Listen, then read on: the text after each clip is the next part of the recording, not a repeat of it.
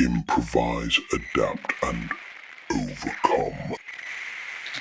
2 Chinese defense ministers just got sentenced to death. Let that sit for a second. Not colonels, not logistics officers, not some mid-level procurement rat who got caught taking envelopes under the table. No. 2 former defense ministers, Wei Fenghu and Li Shangfu. Both men sat near the heart of China's war machine. One came out of the rocket force, the branch responsible for Chinese missile deterrent, nuclear, and conventional. The other came out of the weapons procurement system, the pipeline that feeds the PLA its ships, its missiles, satellites, aircraft, drones, and future war technology. Now, Beijing says both of them were corrupt enough to earn death sentences with a 2-year reprieve. Kind of reminds me of that Richard Gere movie, Red Corner. It's going to end differently for these two, I think. And I want you to kind of understand what that means in China when I say a 2-year reprieve. This probably does not mean they're getting dragged out and shot tomorrow morning. It means something much colder. It means they are legally alive, politically dead, clearly stripped of all rights, stripped of property, erased from the party bloodstream, and turned into a warning sign for every general still wearing a uniform. That warning says, rank is not going to save you. Retirement will not save you. Past loyalty will not save you. And if Xi Jinping thinks you contaminated the gun, he will break you in front of the entire formation. This is not just an anti-corruption case. That's the cover story, one we've talked about before.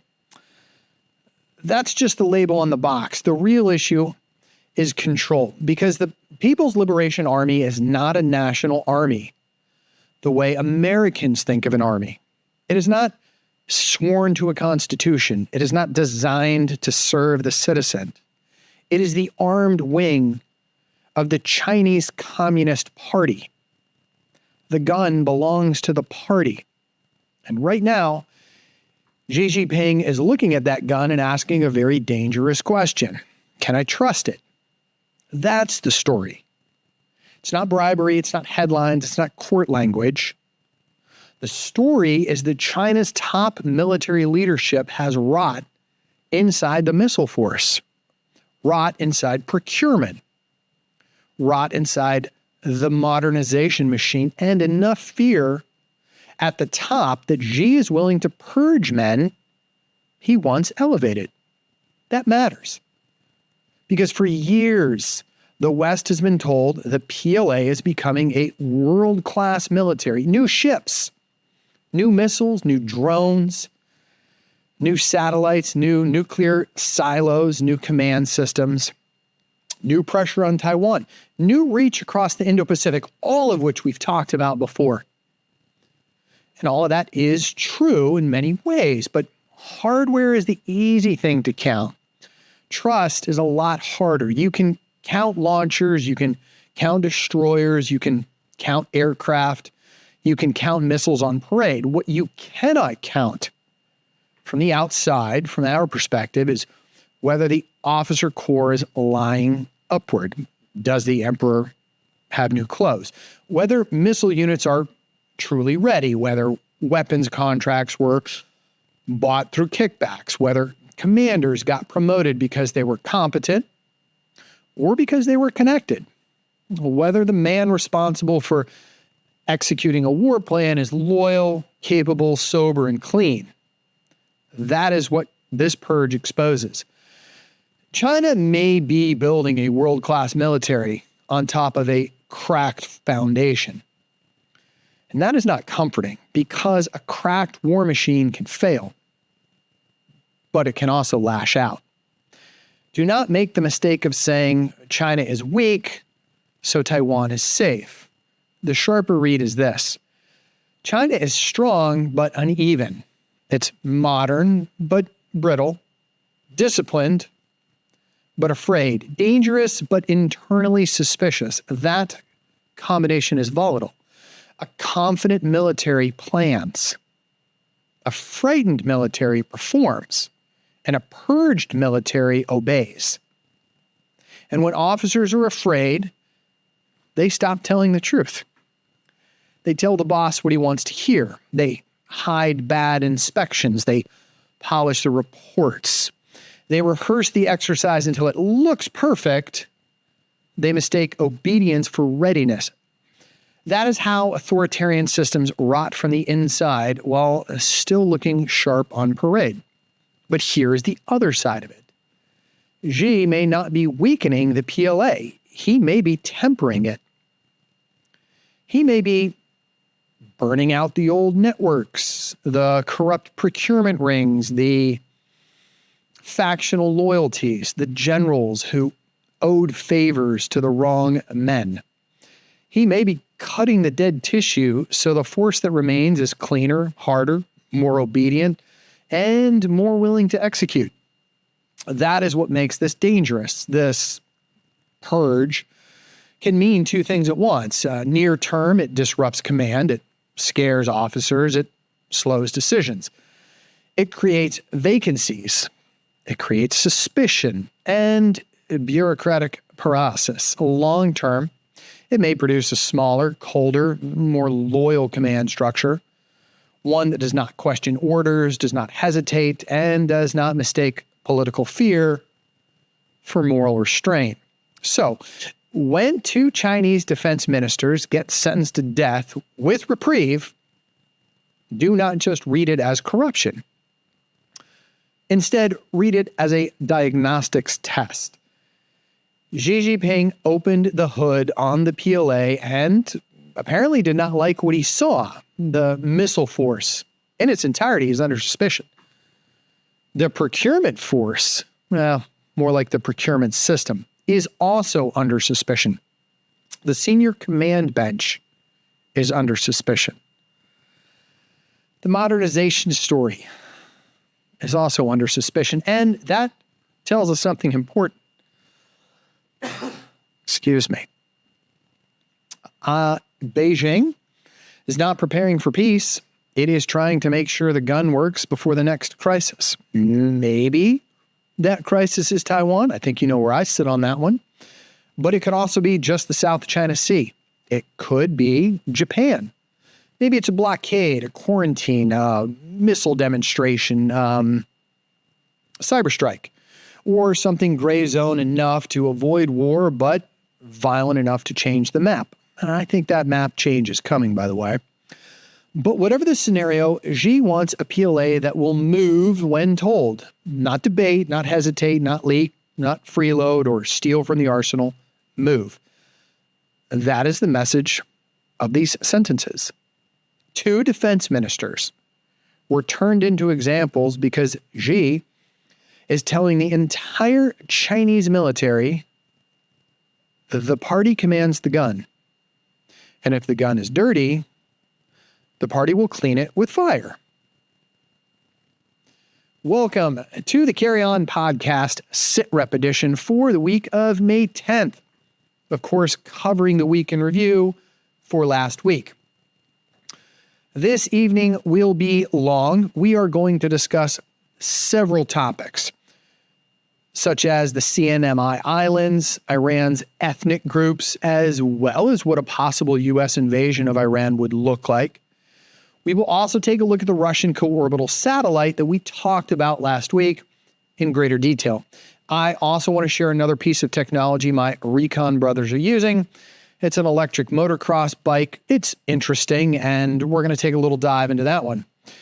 We're also going to visit a country that we haven't talked about in a while, North Korea.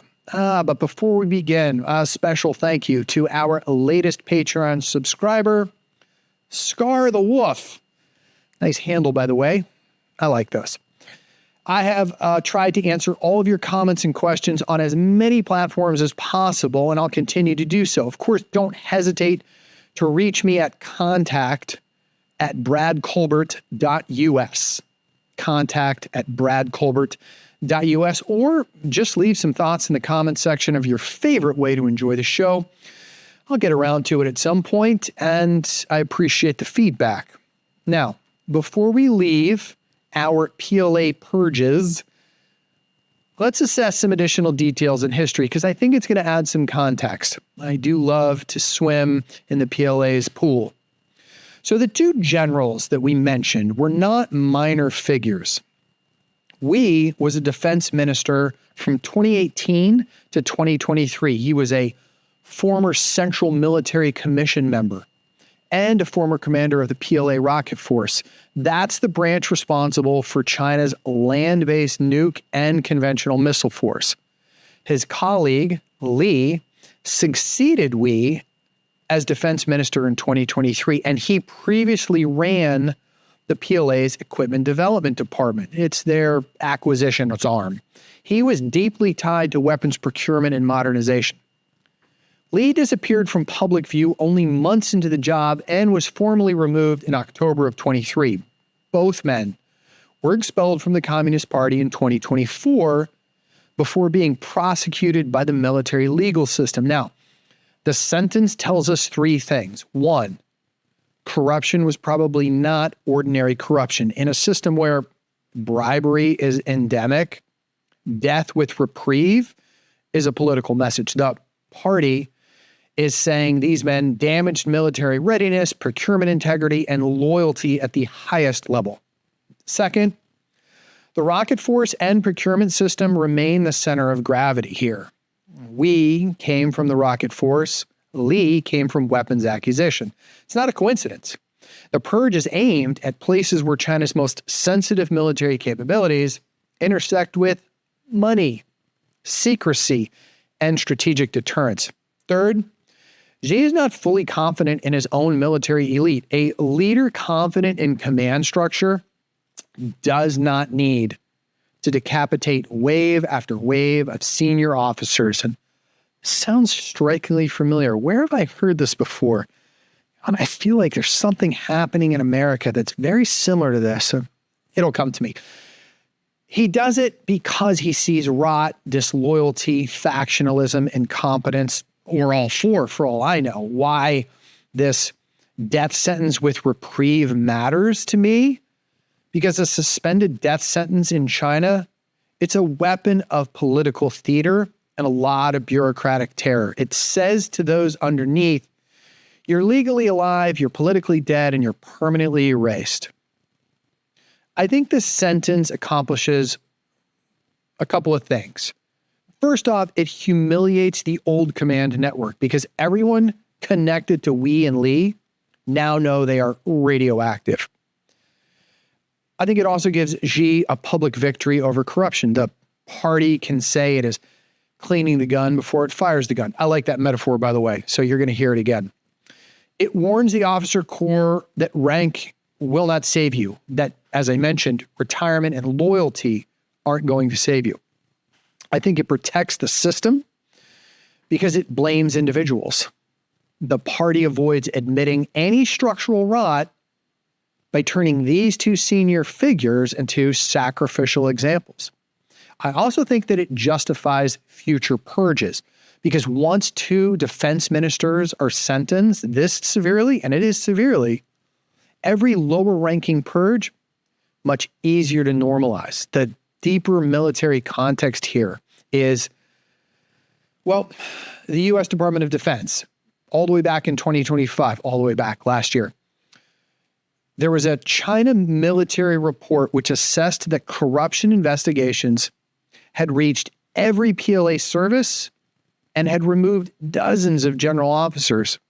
The report stated that the removal of senior leaders had reduced Chinese leaders' confidence in PLA leadership, reliability, and likely had implications for China's progress towards its 2027 modernization goals. Sorry, I'm getting attacked, man. Get out of here.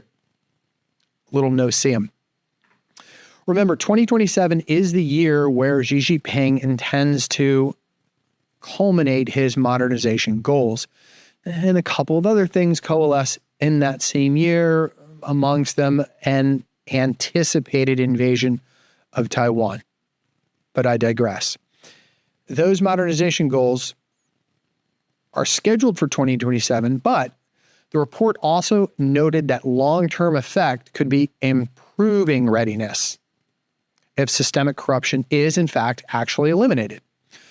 The rocket force, it's been hit especially hard.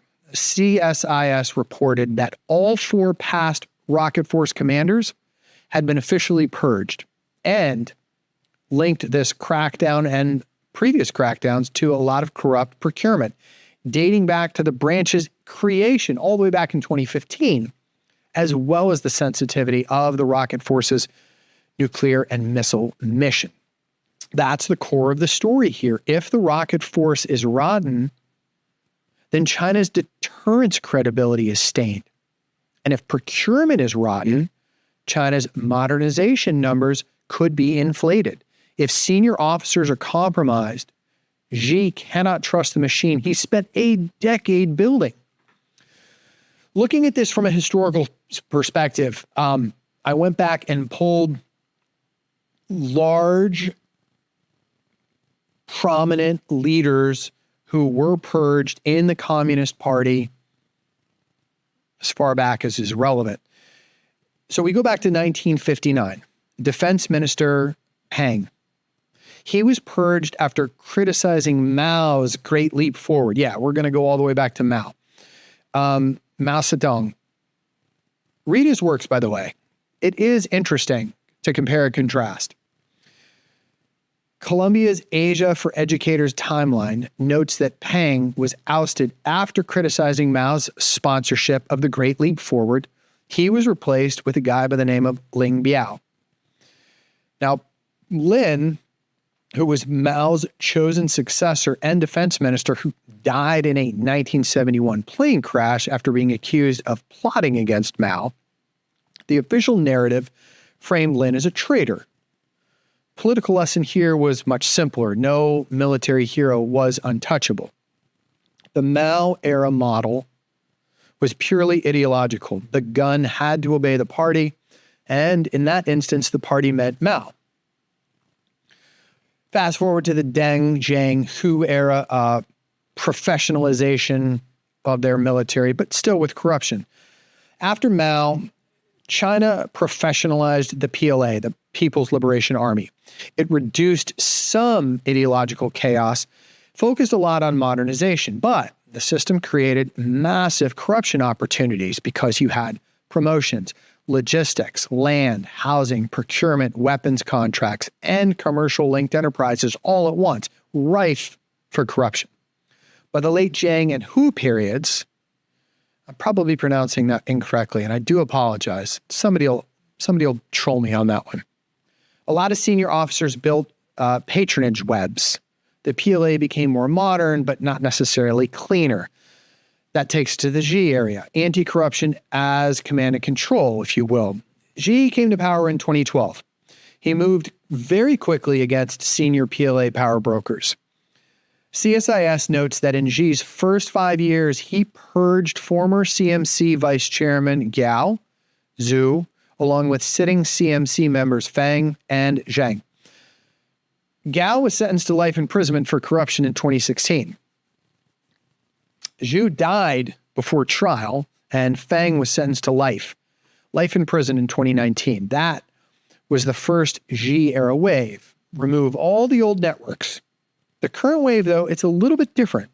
It's hitting Xi-era appointees. These are men promoted under Xi. They've served in his reformed PLA inside of his modernization machine. And that's what makes this much more serious, because this is no longer just Xi cleaning up someone else's mess. He's finding contamination inside his own architecture. Why these two specifically matter is we, as the missile world problem, his background in the rocket force, essentially, it makes his downfall strategically sensitive, because the rocket force, this is not just another service inside the PLA. It controls the backbone of China's missile deterrent.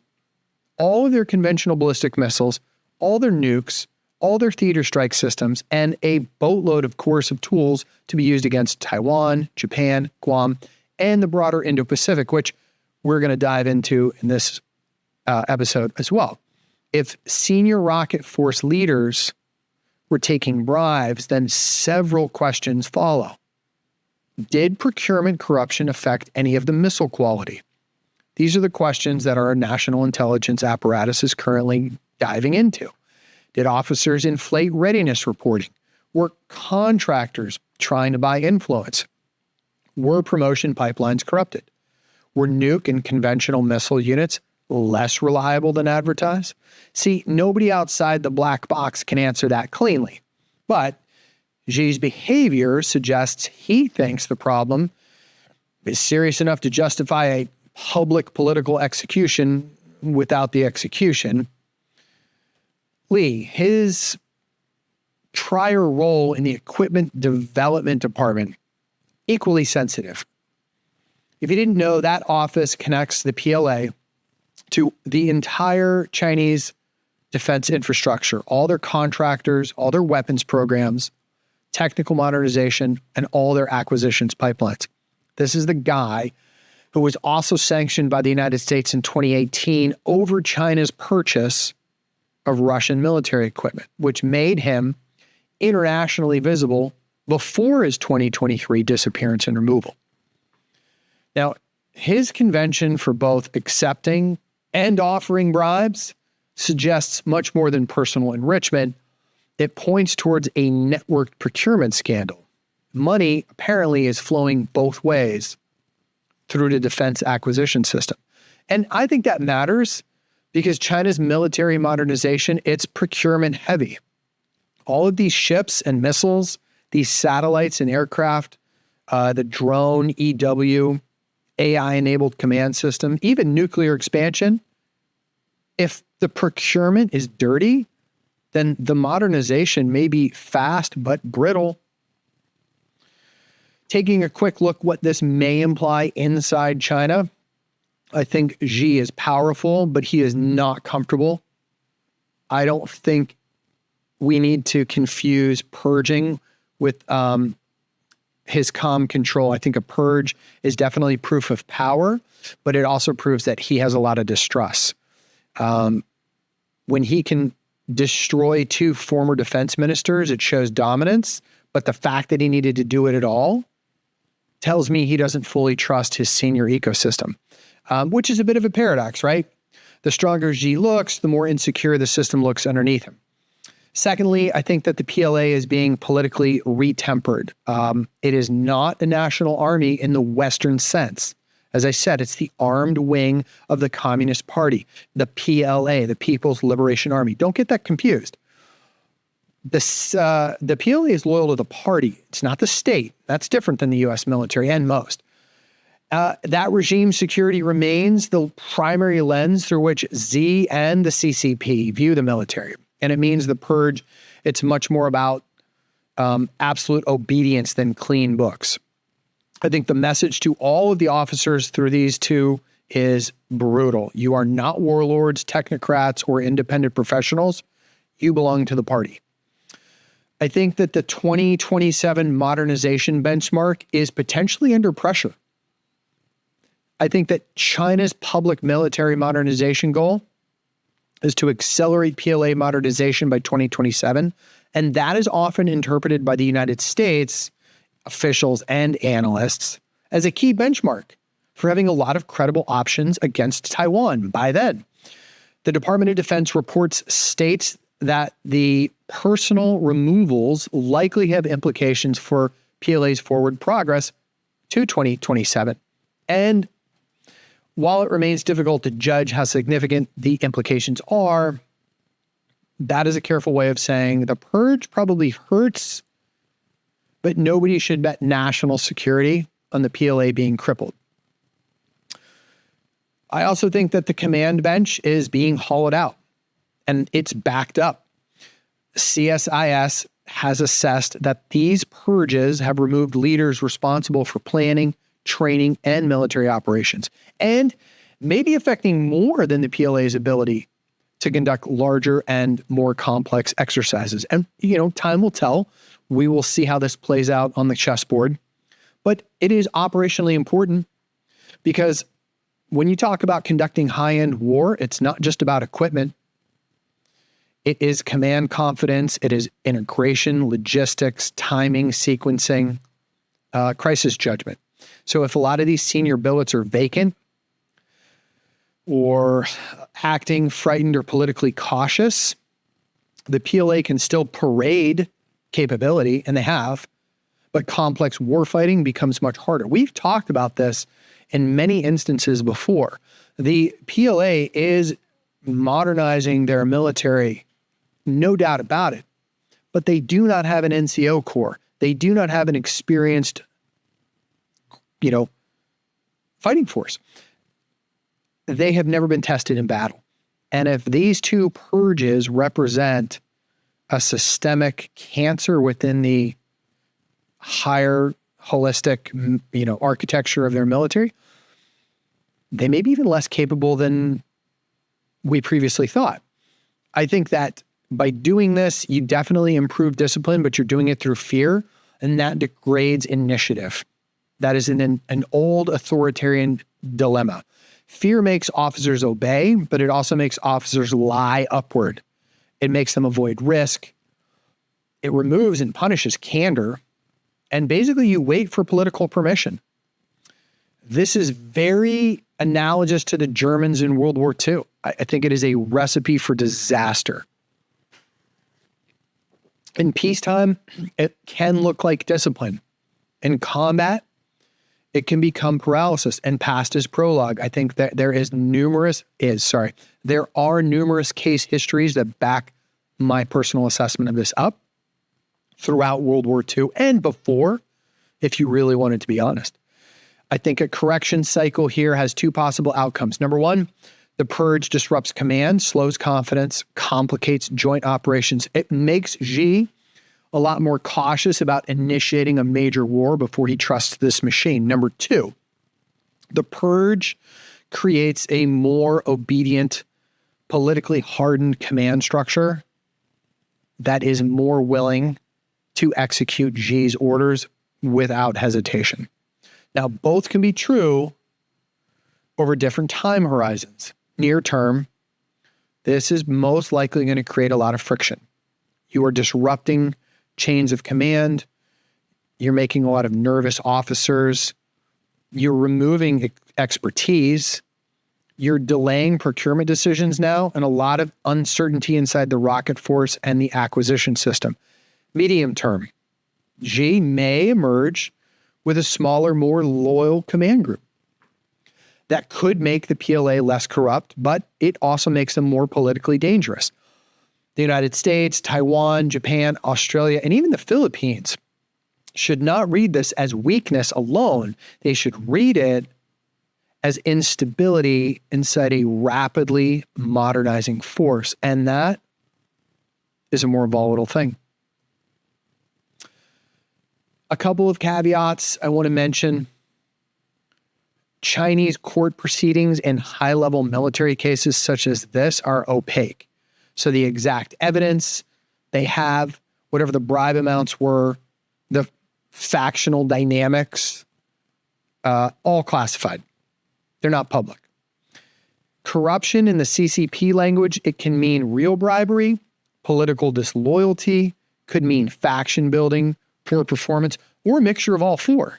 This purge may temporarily damage readiness, but it could also produce a much more disciplined and loyal PLA over time. We're going to leave that story right where it lies. Hopefully that informed some additional details about that story. Remember, this is a follow-on to this topic that we reported weeks back when these two were publicly announced as being removed from the top levels of their command. So now we're going to switch over to Tinian. It is an island as part of the Northern Mariana Islands. I've been there. We'll talk about it in a moment. And it's interesting because Tinian is currently being reactivated as a strategic option, giving depth. You're going to hear the term CNMI. What does it stand for? Well, it stands for the Commonwealth of the Northern Mariana Islands, which is a U.S. territory in the northwestern Pacific Ocean. It's a group of islands. It's a group of 14 volcanic islands, including Saipan, which is really the capital. Been there. Tinian, been there. And Rota. I have not been there. Which all of these acts as a self-governing commonwealth and political union with the United States. The U.S. military, they're not just doing exercises in CNMI. They are building a more survivable Pacific posture. Joint Region Marianas reported that CNMI and Department of War leaders, Department of Defense, they met in Saipan back in December of last year to discuss defense commitment, construction updates, lease modification, and increased port visits, and a much more transparent tracking of military activity. The same report notes a $300 million purchase agreement awarded to a CNMI company for aggregate material tied to construction.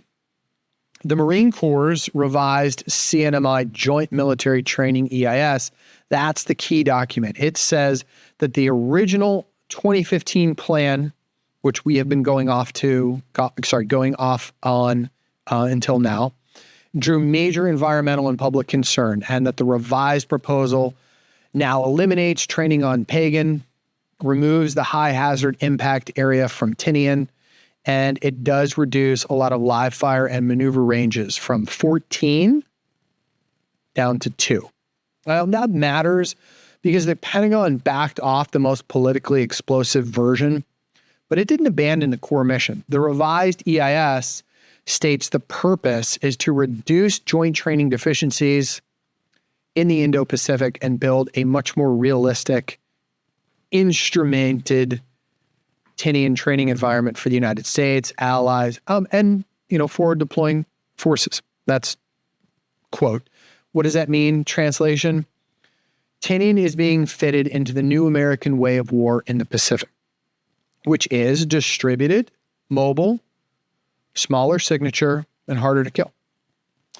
The revised proposal includes joint distributed operations training inside the Tinian military lease area, using sensors, emitters, a lot of comms, and a physical virtual training environment, which I'm interested to see how that's going to flesh out. Pacific Island Times, I don't know if you're a subscriber to their publication. I'm not. I actually dig that one out. Reports the current proposal includes 2 small arms live fire ranges, ground maneuver training, aviation training at North Field, and 13 landing zones. In addition to temporary expeditionary base camps, some radar towers, portable communications equipment. Okay. It took away a bunch of stuff. It removed artillery, bombing, aviation-delivered munitions, and high-hazard impact areas. All training on Pagan as well is now gone. So the implication here, it's pretty blunt. CNMI is being prepared for a fight where big fixed bases are targets, not sanctuaries like they have been in the past. So Guam is the obvious U.S. hub here. Anderson Air Force Base, Apra Harbor, you have missile defense, logistics, you have submarines there, bombers, Marines nearby. But obvious hubs attract missiles. Now, Guam is great. Great diving, great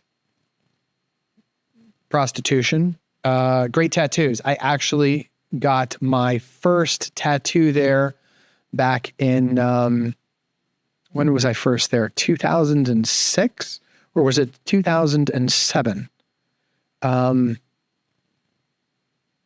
is, not exactly sure, but I got 2 of them there. It is a fascinating place. It is an U.S. territory. They speak English. They use the dollar. The Chamorros are lovely people with a rich culture. But it is strategically extremely important to the United States because of the bases that we have in that part of the world on their soil. A lot of the strikes that took place with our stealth bombers were launched from there or stationed there to obfuscate where the actual strikes were being launched from. So Guam is very strategically important to us. There are other things there that are part of our global strategic umbrella. But yeah, we're not going to dive into those too much. And I'm not going to comment on my tattoos or potential prostitution that may or may not have took place in Guam. CNMI gives the United States options north of Guam. Tinian's World War II airfield, its history is not just nostalgia. It is, in many ways, geography returning to relevance. I mean, there's a reason why Tinian is strategically important to the United States, because if Guam is degraded, Tinian can absorb a lot of that aircraft, the logistics, the sustainment activity, and distributed command and control functions. It's almost like, a rear echelon area. It doesn't make CNMI invulnerable. It makes the targeting problem a lot harder for China. All of these are within China's threat envelope. I actually did a submarine insertion into Tinian many years ago. We had a harbor site inside a World War II concrete bunker right off the beach in the hinterland, and it worked great. The next morning, we were interrupted by a group of Japanese tourists taking photographs of the 6 Marines in and around the bunker. I can only assume they thought we were part of whatever tour they were on. It's very embarrassing. But the island has a rich history. Again, this is where the atomic bomb was launched. There's a pit in the runway still there to this day where the first nuclear payloads were loaded into the Enola Gay. The strategic logic in this is one big base is a target, but if you have several distributed smaller nodes acting as a network buys time, and time keeps a war from being lost in the first missile salvo. Nobody is under any illusions that Guam is going to be targeted in the opening salvo of any global war against the United States. I mean, right up there with Hawaii, San Francisco, San Diego. It's not important. Maritime security is moving up the priority list. CNMI is not only an airfield, remember, it's also a maritime domain awareness issue. The Coast Guard reported that from March 18th through the 22nd of this year, its boarding team worked with CNMI Customs and Biosecurity, CNMI Department of Public Safety, Saipan Marine Unit in joint underway and shoreside operations, all to strengthen maritime domain awareness across CNMI waters and the surrounding exclusive economic zone. There was a separate report in fiscal year 26, defense bill, which has a lot of provisions that would allow military vessels repair and maintenance in CNMI. It also directed a study on expanded Coast Guard operations to include port visits, deployments, and possible fast response cutters. Now, I think that if you look at it holistically, it tells you where this is going. CNMI is being pulled into the maritime screen around Guam and the northern approaches. I think the mission set is likely to include fisheries enforcement, trafficking interdiction, port security, disaster response, as well as a lot of gray zone monitoring. Now, in peacetime, all of that looks like Coast Guard capacity. In a crisis, another word for war, this looks like rear area security for a contested theater. China's visas, their casinos, and birth tourism issues, they're all related here because CNMI has a structural vulnerability. It needs outside money, but outside money can become outside leverage. And this is a vector that the PLA exploits ruthlessly. The Department of Homeland Security implemented the CNMI Economic Vitality and Security Travel Authorization Program. God, that's a long one. It's essentially a restricted sub-program which allows certain pre-screened PRC nationals to travel to CNMI without a visa under very specific conditions. The language says that eligible PRC nationals can travel only up to 14 days without a visa if they obtain electronic authorization, while the previous parole policy was discontinued. This program, however, it's politically radioactive. There's a bunch of senators who have urged the Trump administration to close what they call a Chinese visa loophole. And they're not entirely wrong. They're arguing that PRC travelers access these islands and that creates risks involving birth tourism, a lot of drug trafficking, and because of the proximity to Guam, illegal transport to there. Now, there is a counter-argument. CNMI needs tourism, especially after years of economic damage. But that's the trap here, because economic desperation makes security compromises look a lot like recovery plans. Now, the casino story is even worse. The Washington Post reports that Saipan's giant Imperial Palace Casino project, which was originally backed by Chinese investors, drew a lot of investigations from the United States, a lot of lawsuits, and a lot of allegations of money laundering, corruption. It was left half built, it's not finished, with huge debts to the local government. The report says that the new buyer presented himself as Japanese, but had long-standing ties to the original Chinese operators and pro-Beijing networks. All of that raised a lot of renewed concerns about Chinese influence in a strategically important U.S. territory. Sounds familiar. It doesn't prove that Beijing controls CNMI, but it does show the classic Pacific vulnerability pattern here. You've got a small island economy, you have a lot of distressed assets, foreign capital, weak enforcement, and as we've laid out, strategic geography. So that combination, it's exactly what a serious adversary would study. The economy is fragile, and it makes the security problem worse for CNMI's economy.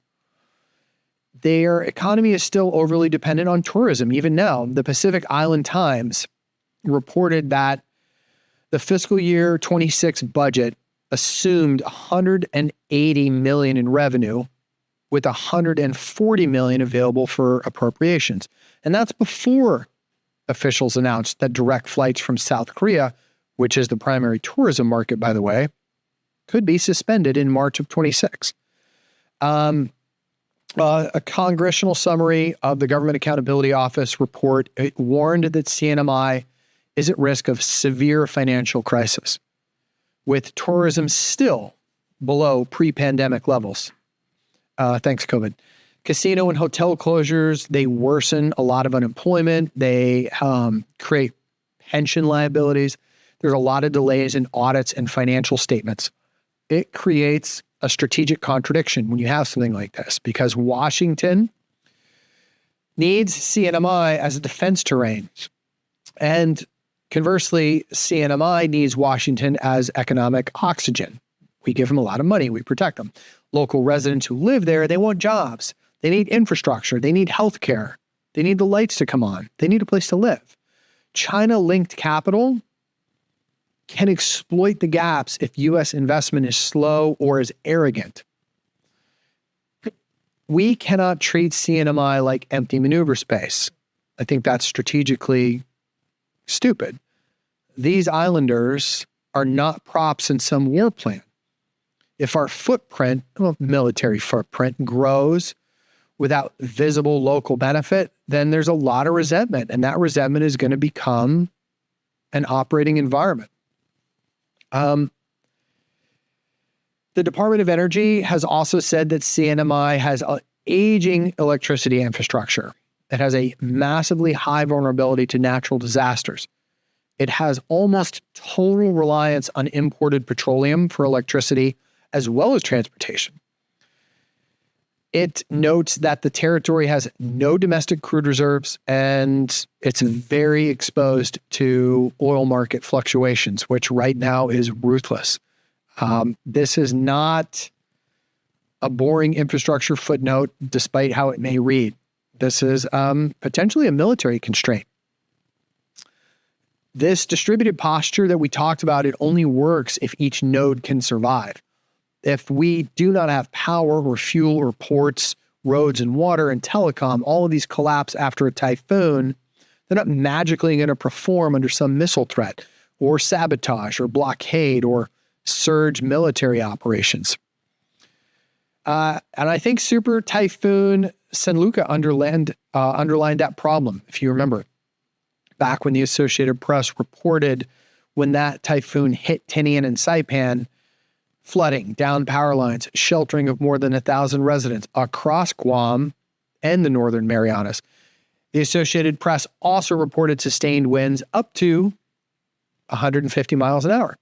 It noted that Saipan is still recovering from 2018's Super Typhoon Yuta, as well as the COVID economic shock. So the bottom line here on this story, every typhoon is a rehearsal for contested logistics. In my mind, this is a great training opportunity. If the United States wants the CNMI to carry military weight, it has to harden civilian infrastructure too.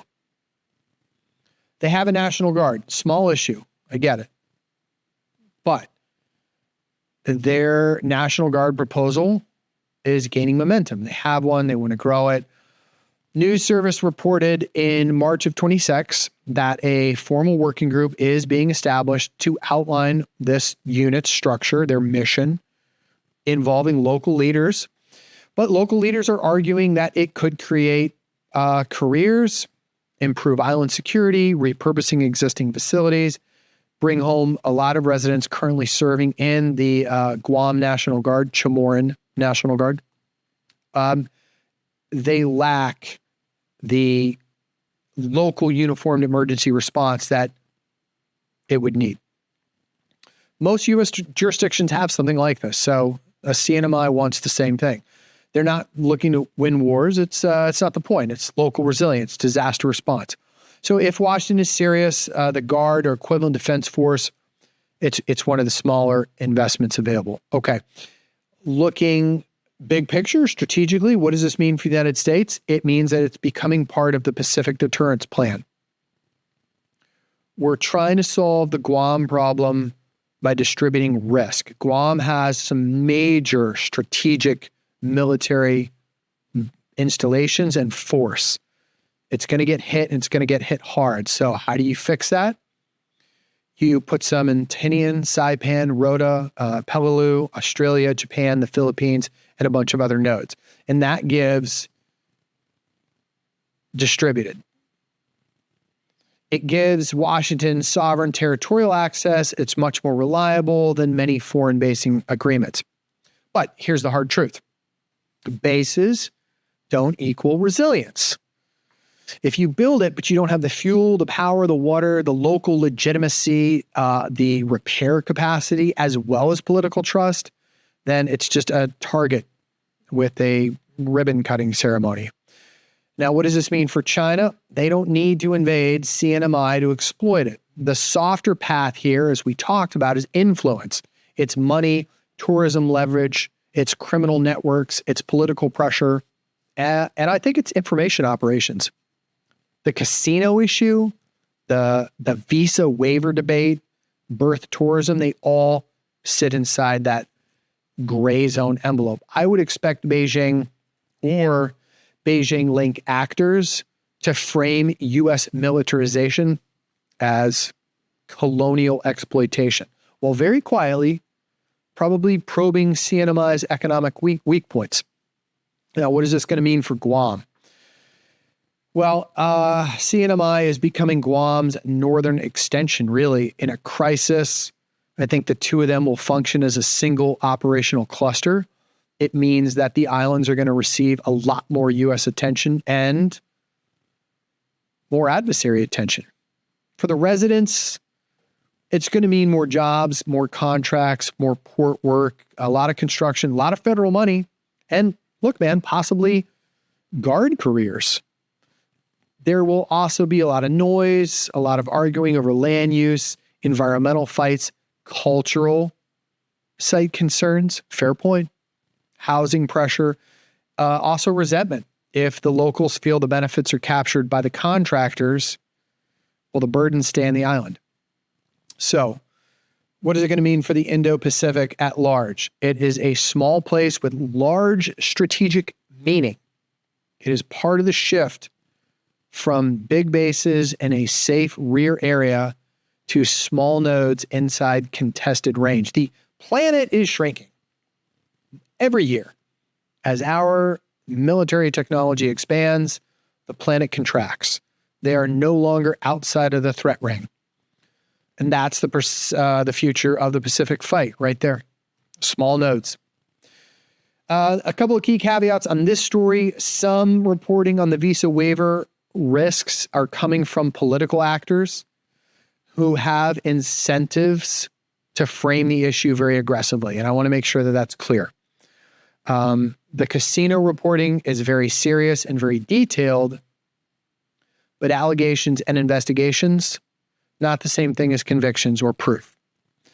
All the military plans that I discussed are still subject to environmental review, local politics, as well as funding. The biggest blind spot here is it's completely classified. I do not know exactly how the United States Indo-Pacific Command intends to use CNMI in a Taiwan, Philippines, or Guam contingency fight. Those op plans are all classified. I'll never see them. Neither will you. And none of us will know until it actually comes to fruition. Hopefully it doesn't. Let's look at Iran. We're going to look at Iran in two cases, and we're going to look at it from a little different lens. I'm not going to give you strike numbers. I'm not going to give you Strait of Hormuz. No, we're actually going to go inside the country of Iran. We're going to look at some of the ethnic groups that populate Iran that are adversarial to the regime. There has been discussions in the last couple of weeks about what about the Kurds and could we arm them and could the CIA give them weapons? And there was a story about that. Will they become armed, organized, and incentivized enough to provide a second front against the regime in this? Actually, I guess it would be a third one because it's Israel, the United States. A ground front then, let's phrase it like that. Well, it's much more than the Kurds, as a matter of fact. And it's much more than opposition groups organic to Iran. There are neighboring states. We're also going to look at the challenges of a ground invasion should the U.S. decide. Now, I don't think that they will. My subjective opinion is that's one of the dumbest things that you could do, but it's an interesting thought experiment. So I thought, and I experimented, and I'm going to share that with you. But first, let's talk about Iran's geography a little bit. Let's talk about their ethnic map. Let's talk about some of the makeup of the indigenous people that are adversarial to the regime. Let's look at their strengths and their weaknesses. Hopefully, by the end of this segment, you'll know more about Iran's ethnic groups than probably anyone else around the water cooler. And if you follow along with me and you're enjoying an adult beverage, then you're probably going to likely be as buzzed as you can be by the end of this, because it is somewhat of a deep dive. Okay. Ready? Your glass full? Okay, here we go. Delicious. Iran's geography and their ethnic map. They're not separate problems. They're the same battle space viewed from different layers. So the terrain of Iran gives the Islamic Republic a lot of defensive depth. The Iranian Republican Guard Corps gives it coercive depth. The ethnic borderlands give it vulnerability depth. Iran is a fortress state whose strongest defensive terrain also contains its most politically combustible seams. The Zagros, Alborz, deserts, Gulf Coast, and Strait of Hormuz make invasion brutally difficult. The IRGC's 32 territorial commands, the Purge, their networks, the missile forces, the Quds forces, the IRGC Navy, all of them turn that terrain into a regime survival machine. But let's look at the periphery. Kurdistan, Sistan Balochistan. Oh my God, I ruined that name. Sorry, one more time. Balochistan. Thank you. Khuzestan, the Azeri Northwest, and the tribal Zagros Belt. All of that is where repression and identity and poverty and border access and state violence create a lot of reoccurring instability for the regime. They have before we invaded, and they have, I mean, really since the Shah left. Probably before that as well, because a lot of these people would like independent territories. This added ethnic group assessment clearly identifies the Kurds as the most organized opposition minority, but Balak as the most tactically active insurgent threat. The Awazi Arabs as the most economically dangerous pressure point, and the Azeris as the largest but most integrated latent variable. Iran is a bad invasion country. It's not difficult bad. The terrain just punishes speed. The mountains canalize armor. The deserts murder tempo. And the cities consume manpower. Fighting in an urban environment, it sucks. It is the worst. Meanwhile, the Strait of Hormuz, it globalizes the economic cost. So all of that combines. The IRGC's territorial architecture, it turns each province into a security box, and Iran's ethnic borderlands create both opportunity and danger. They are pressure points against Tehran, but they are not simple tools for any outside power. And this is, I think, where a lot of the media reporting seems to get it wrong, because they look at Iran and they see minorities, they see mountains, oil fields, and unrest. And then they imagine this neat fragmentation strategy. It's not a board game map. These ethnic groups are not chess pieces. So if you hate the regime, you're probably going to hate foreign occupation even more. And the regime knows this and it uses it. Their best survival narrative is not love of clerics. It is fear of Syria-style collapse, the fear of separatism, civil war, a lot of national dismemberment. So in my mind, the real assessment is this. Iran's periphery can bleed the regime. It probably cannot replace the regime by itself. Iran's defensive system has, I think, 3 layers. The first is physical geography. The Zagros Mountains in the west. And please, I encourage you to just pull out the spinny thing that you keep in the office. It's called a globe. And sort of zoom in and take a look at some of this, and you'll get a better understanding of what I'm talking about. The Zagros Mountains in the west and the southwest. The Alborz Mountains north of Tehran. Central deserts and plateaus, the Gulf coastline, the Strait of Hormuz, the urban basins, and protected interior corridor. This geography slows invasion.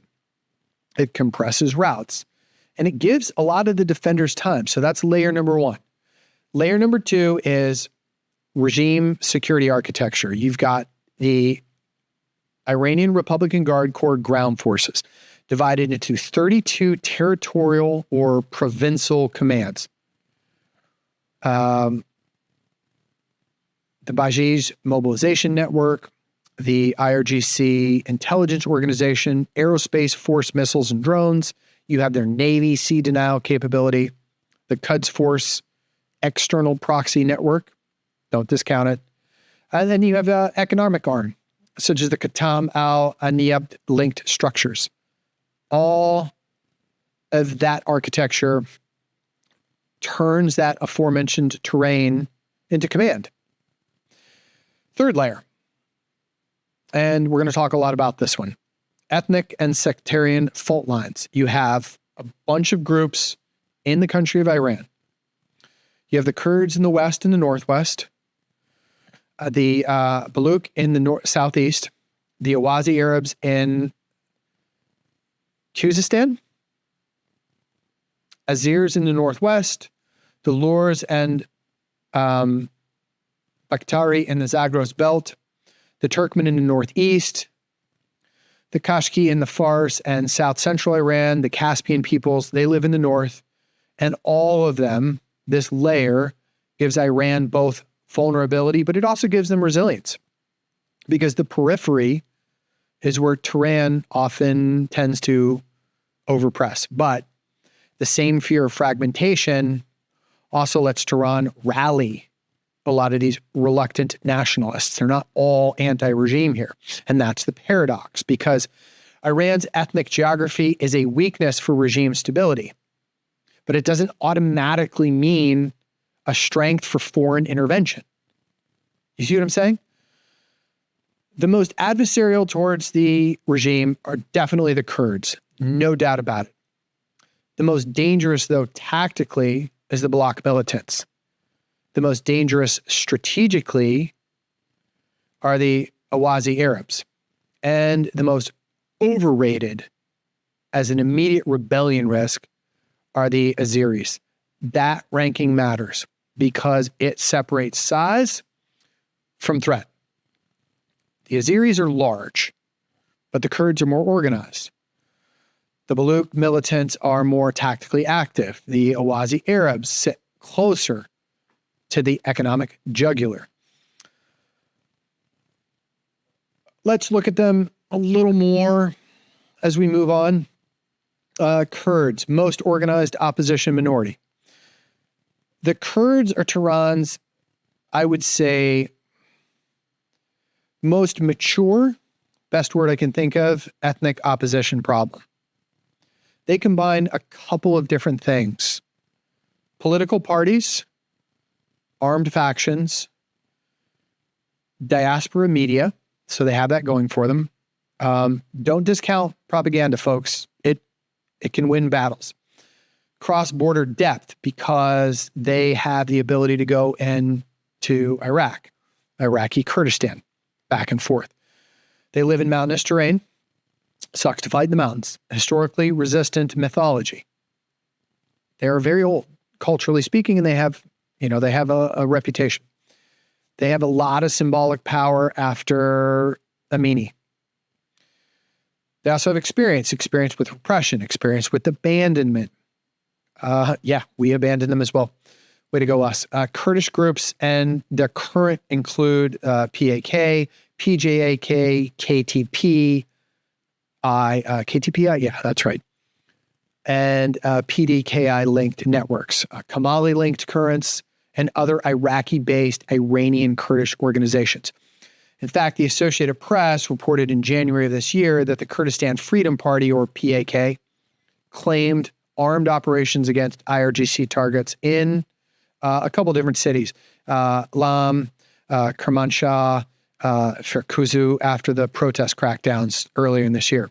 But to be fair, Associated Press, they couldn't independently verify the claimed battlefield effects. Ugh. This is why Tehran sees Kurdish activism as a double threat, because domestic rebellion plus a lot of foreign penetration. Some of that is admittedly propaganda. Some of it reflects real cross-border organization. I don't know the level of organization that's taking place between the Kurds in Iraq and the Kurds in Iran. But it doesn't really matter because both can be true. The Kurds matter because they sit where terrain and politics are meeting. You get Western Iran, very mountainous. It is adjacent to Iraqi Kurdistan. It's historically difficult to Tehran to fully pacify. It makes Kurdish opposition hard to erase, even when it is suppressed. My assessment is that the Kurds are the most serious political military opposition minority. But they've been very, very cautious. And I think for good reason, because they remember being used. They remember having a lot of promises made, and then they were abandoned, and they were punished. I think it's going to be a tough sell. They're unlikely to launch any kind of decisive campaign unless Tehran visibly fractures or outside guarantees look credible. And that last one is going to be the hard one. Now, the next group, you look at the Baluch. I've heard it both ways. They are the most tactically dangerous insurgent front. The regime's most immediate hard security problem. Baluchistan, it's very poor. It's Sunni by makeup, religious. It's tribal, very underdeveloped, and it is borderland. But it is already militarized. It touches Pakistan and Afghanistan. It has smuggling routes, weak economic integration, deep resentment, as well as recurring clashes involving militants, police, and IRGC-linked forces. They're very experienced. Jaish al-Adl remains the key insurgent brand.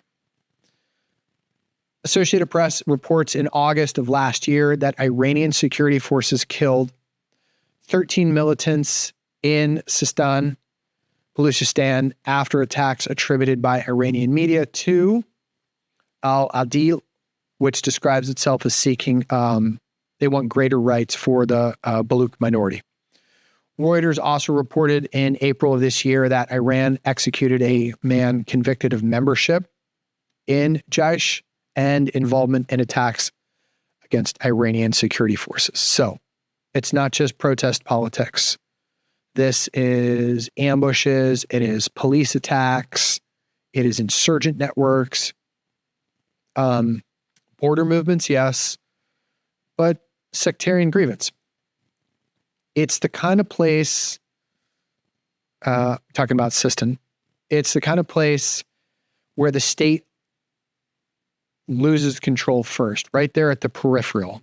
These poor, armed, resentful, very difficult to govern without coercion people. My assessment, if the question is who is most likely to shoot at the regime tomorrow, the answer are probably these guys. They're militants. If the question is who can build a broader national political alternative, then I think the answer is more likely the Kurds. Let's move on to the Awazi Arabs. They, as I said earlier, are the most dangerous on the economic pressure point. Now, the Awazi Arabs are not currently the loudest insurgent front, but they sit squarely on, I would say, the regime's jugular, right? Kyrgyzstan is oil, it's gas, it's ports, it's petrochemicals, it's water, and it's the Iraq frontier, and they're sitting right on it. That makes the Awazi Arab unrest strategically different from other ethnic pressure points, because a serious uprising in this area doesn't merely embarrass Tehran, it could quite literally threaten their state revenue. It could threaten their energy infrastructure, their export capability, wartime logistics, all of it. And that's why this region in Iraq is so sensitive. It is ethnic geography, but it's also resource geography. All right. It is invasion route geography. I would also say it's deeply symbolic because of the Iran-Iraq war. Tehran remembers the vulnerability of Kyrgyzstan.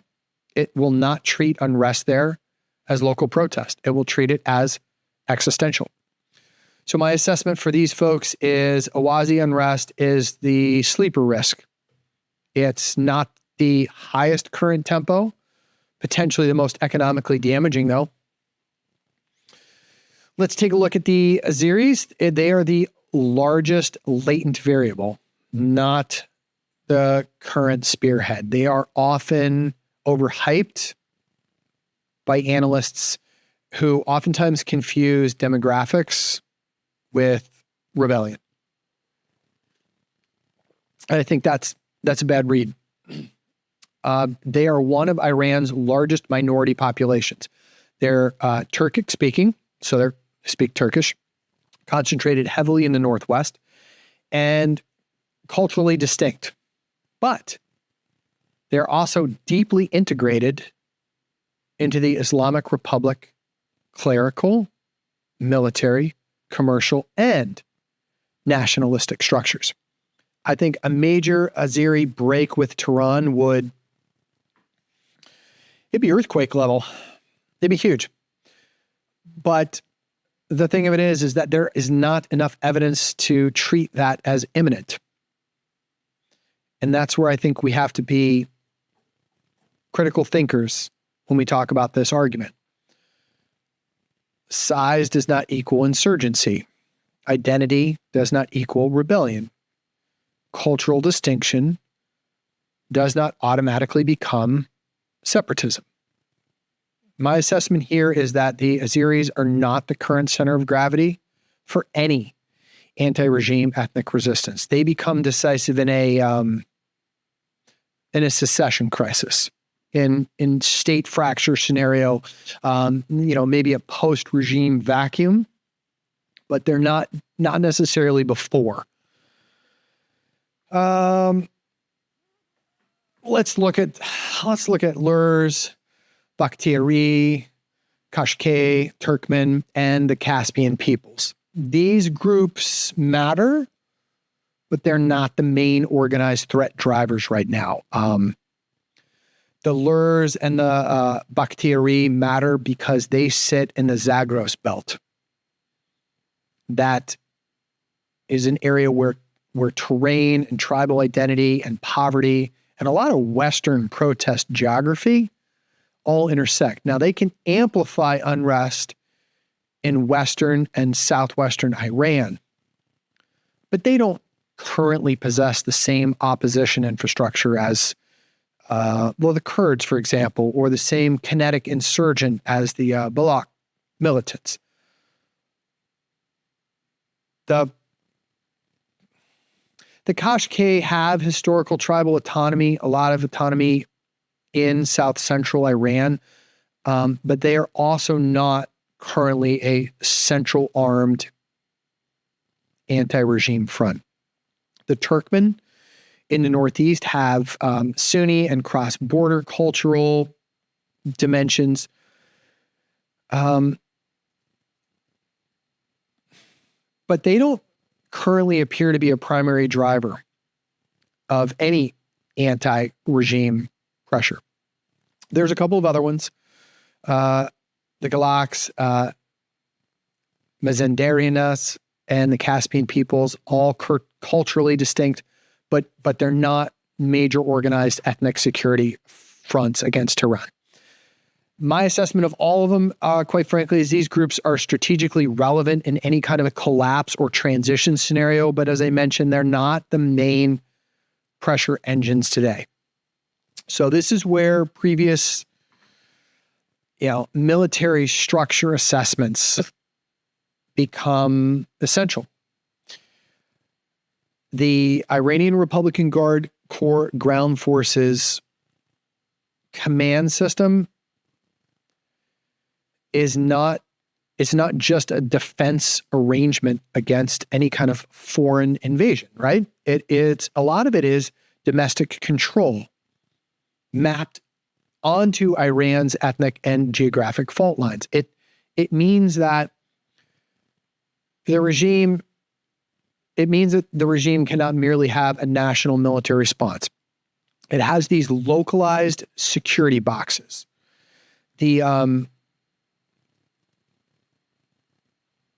The Kurdish West, all monitored through provincial IRGC intelligence and border security structure, and their police.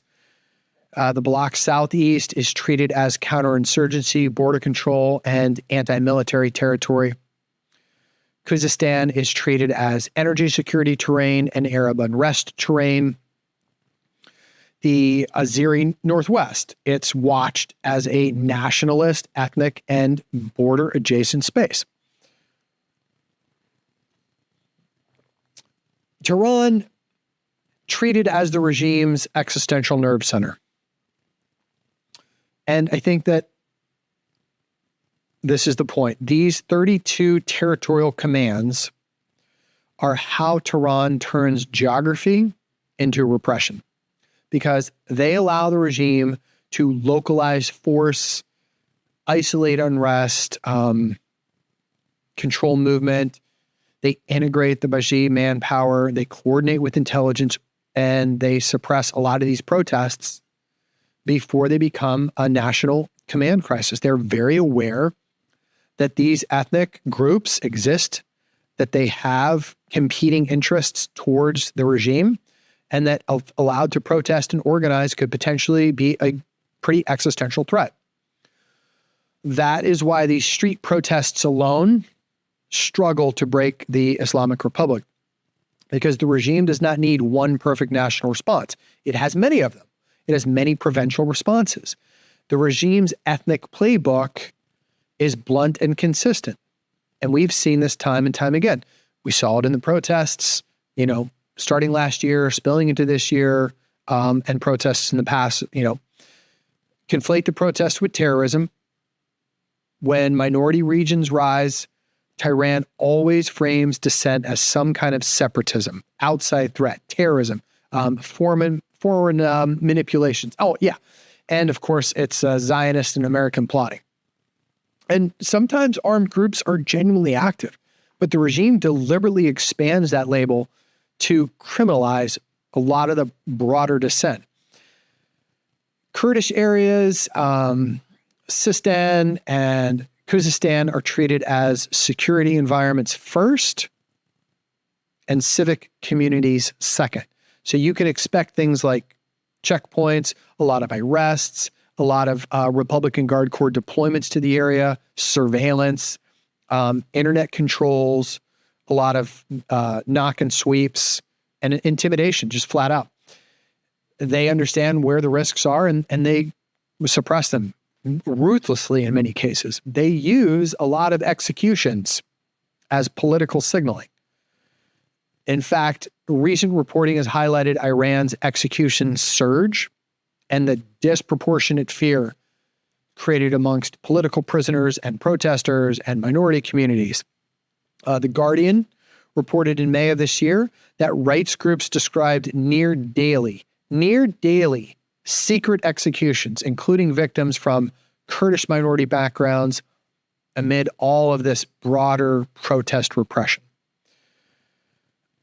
I would expect Persian nationalist fear to be Tehran's most effective argument. The regime tells the Persian and integrated, urban middle class, if you will, after us comes Syria, Libya, Iraq, separatism, foreign occupation, total national collapse. And that argument works better than any clerical ideology for many reluctant regime tolerators, those people in the middle.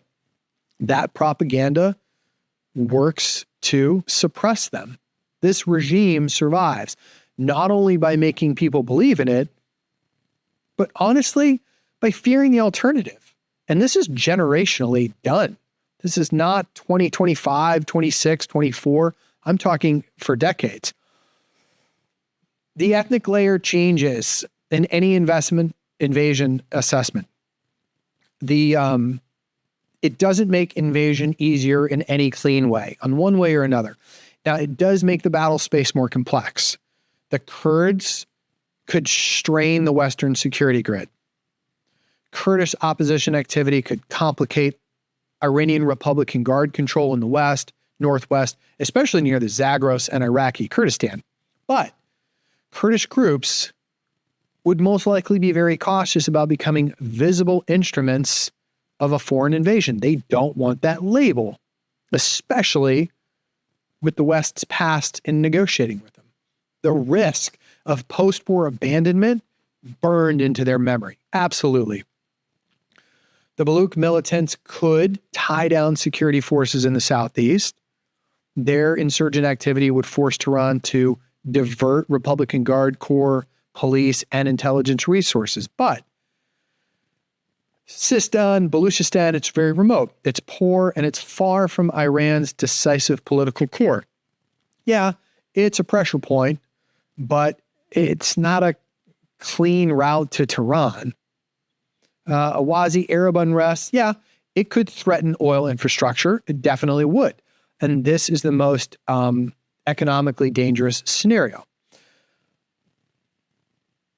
But Khuzestan disruption would hit Iran's oil, gas, ports, a lot of their money coming in. Unfortunately, it would also trigger severe repression because Tehran sees this area as existential terrain.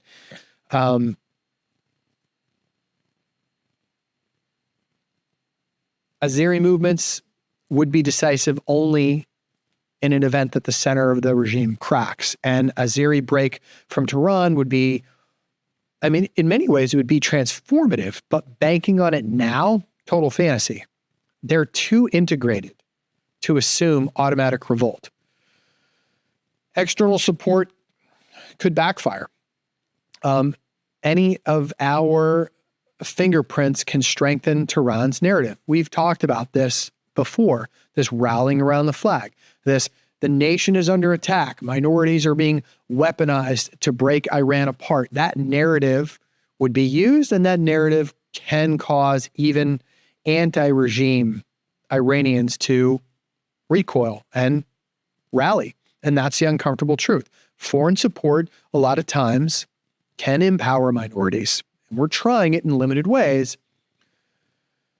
tactically, though, but it also damages them politically. Iran's periphery, these minority groups, they're both a fuse and a firewall. They're a fuse because it can ignite faster than the center, but it's a firewall because the regime uses fear of peripheral fragmentation to discipline the center. And that's their shtick, man. It's this triangle, if you will. You first repress the margins, you scare the center, claim only the regime can prevent national collapse. And that's why ethnic unrest is dangerous, but it's not automatically regime ending.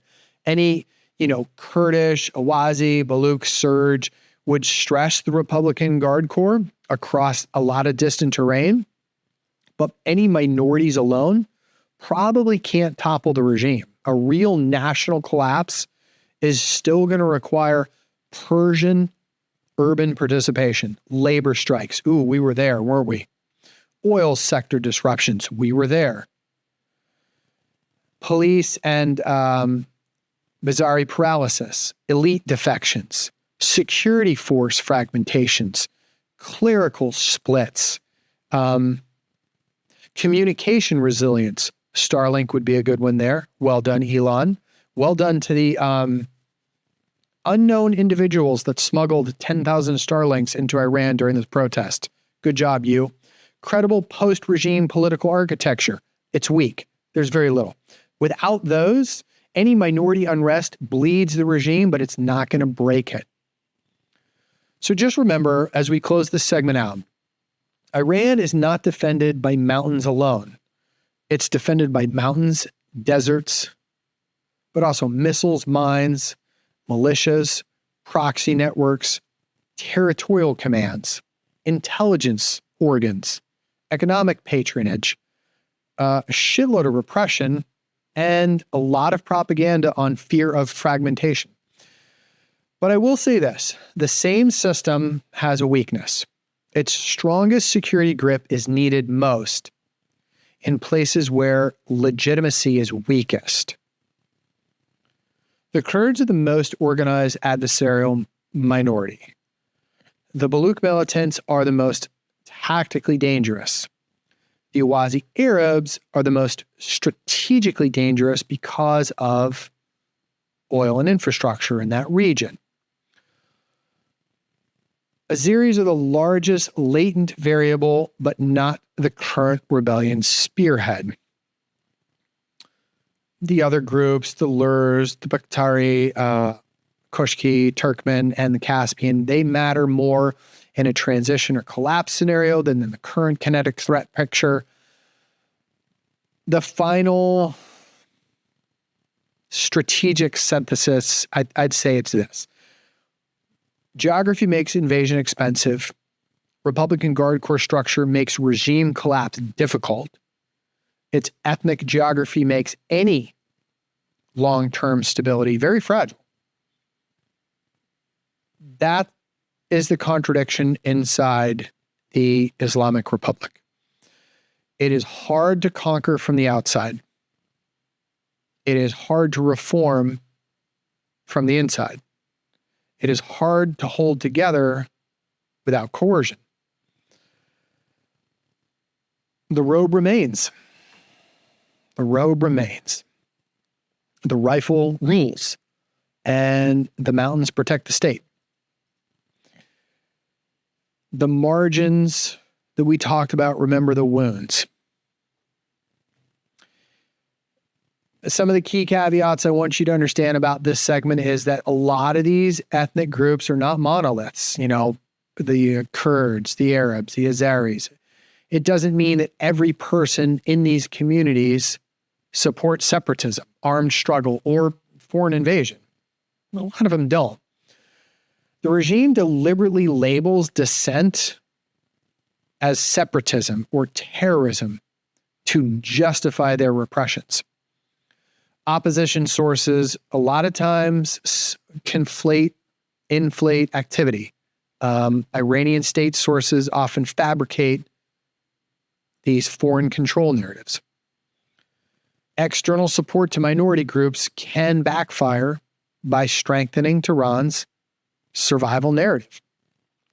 Ethnic rest or unrest, both, can destabilize the regime, but a successful national transition, it still requires broad Persian urban participation. It requires fractures of the elite, massive labor disruptions, and security force splits. It cannot be done without all of them in concert. It's not impossible to do, but we're not there. We're not there. There has been discussions about a ground invasion in Iraq. There has been let me try that one again. There have been individuals who have reached out to me to ask, do you think we are going to invade Iran? One of my family members, for example, wasn't if, it was like, well, when we invade Iran, like, slow down there, you. I don't think that it is going to happen. I think that it is extraordinarily costly, but I was curious. I told you it was going to be a thought experiment, so let's experiment, shall we? What would a possible U.S. ground invasion look like? Okay. As I have mentioned, changing Iran from within is difficult. Changing from the outside is even worse. It would probably begin as a limited war, not a declared invasion. I think that Washington would almost certainly avoid starting with, we are invading Iran. It would likely begin under a much narrower legal and political frame. I think it would start with protecting shipping, securing the Strait of Hormuz. It would have to destroy missile and drone threats, across the board. Meanwhile, you have to defend U.S. forces and allies in the region. There would most likely be a blockade or at least a maritime exclusion zone that prevents further attack on commercial vessels. You also have to degrade the Republican Guard Forces command and control. Now that matters because the current fight already revolves around the Strait of Hormuz, the shipping, blockade pressure, ceasefire ambiguity, all of it, right? In fact, Reuters reports in May 9th of this year that U.S.-Iran efforts to end the war had stalled while Gulf clashes have continued. I'm sure you saw this, including U.S. strikes on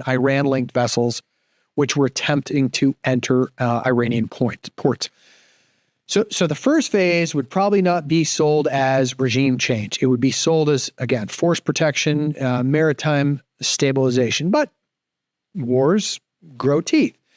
A limited campaign could expand if Iran continued its missile attacks or maritime disruptions or proxy actions and any strikes on the Gulf base. I think the first real campaign would probably be an air campaign with a boatload, if you'll excuse the turn of phrase, of maritime dominance. Before any major U.S. ground force entered Iran, Washington would need to reduce Iran's ability to punish staging areas wherever we put troops ashore, our convoys, our ships, as well as regional basing. And that means that the opening campaign would most likely focus on more air defense suppression, a lot of those missile and drone launch networks, IRGC's aerospace force infrastructure. There's coastal defense systems that would have to be taken out, naval swarm capabilities, command and control nodes, intelligence and surveillance systems would have to go. Ports and maritime enforcement sites, all of these are, in the targeting playbook. I have no doubt between Israel and the United States, these are already on the target list. Mine warfare and any Strait of Hormuz security. None of those are optional. They would have to be taken out.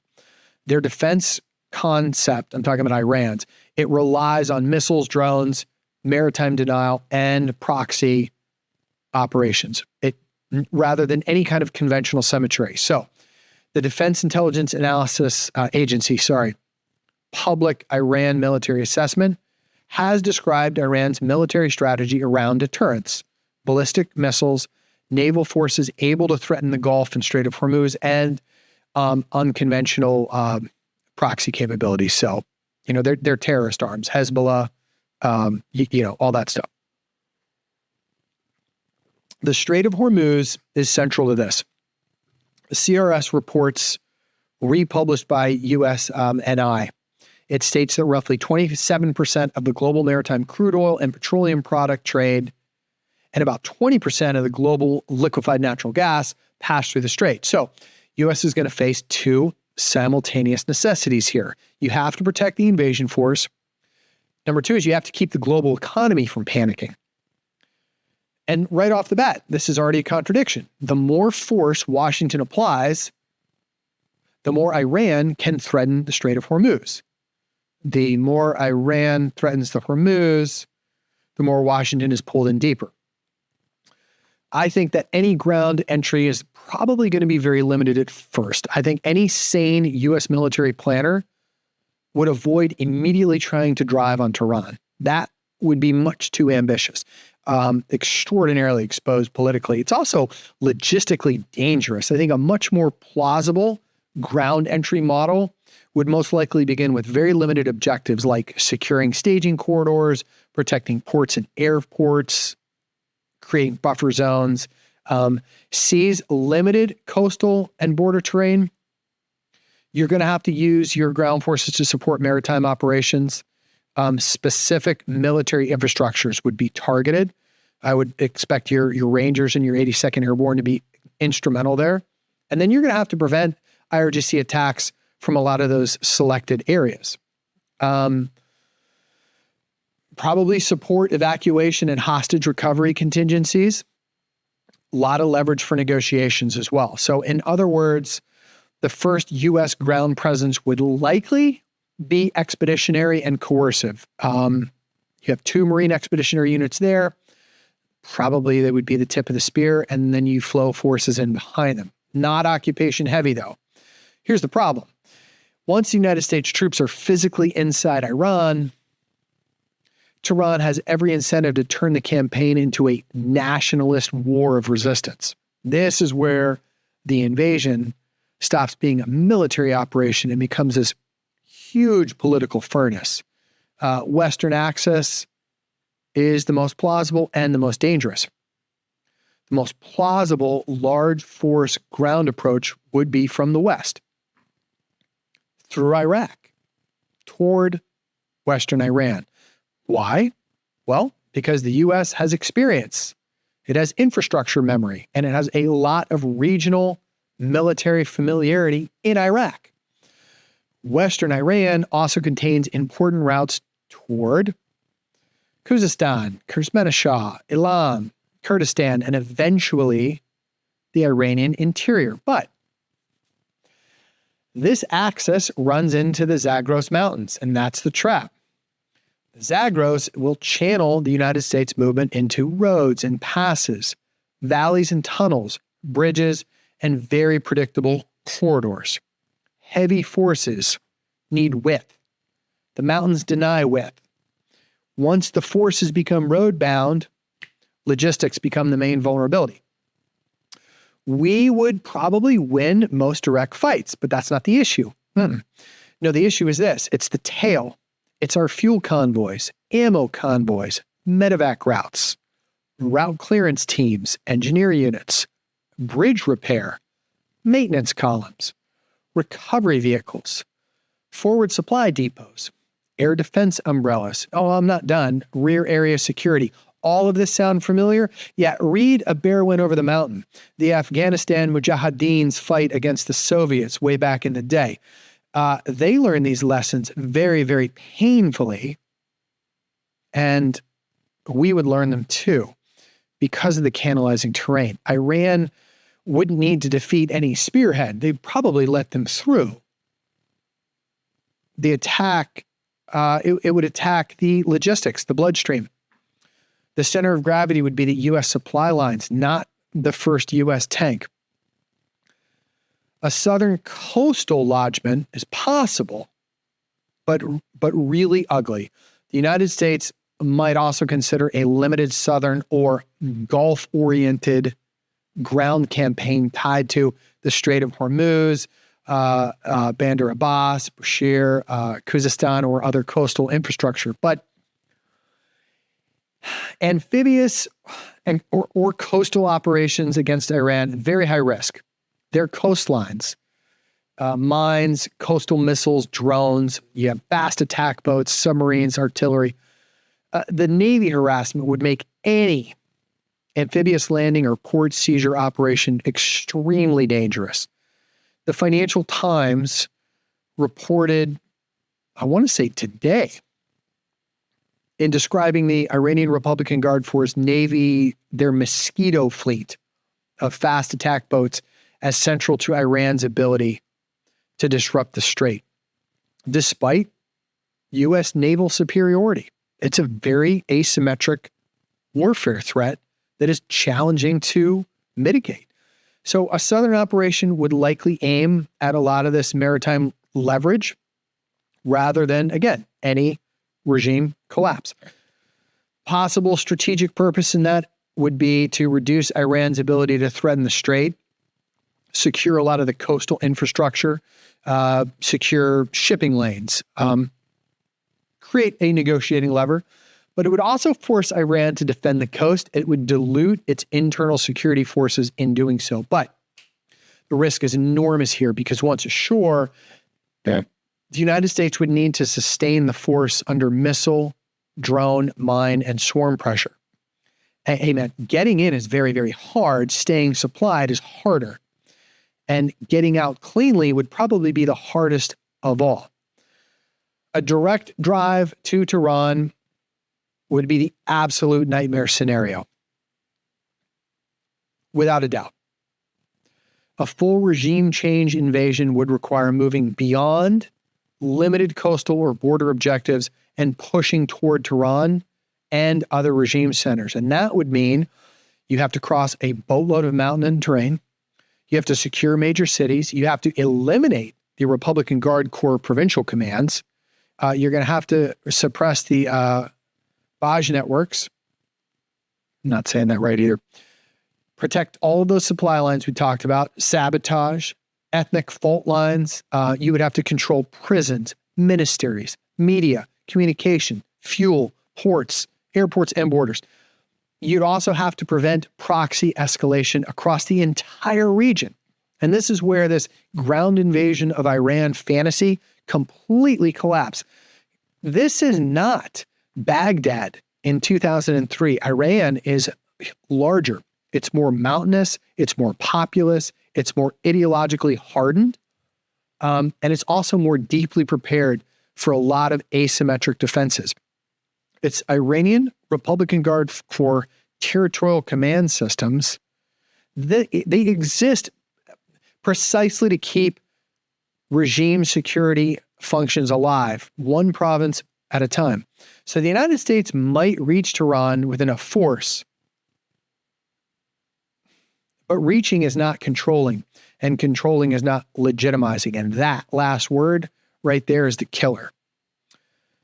The Republican Guard Corps is not going to fight one clean conventional battle. They would likely avoid giving the U.S. the kind of conventional battle that America prefers. Instead, it would try to fracture the campaign.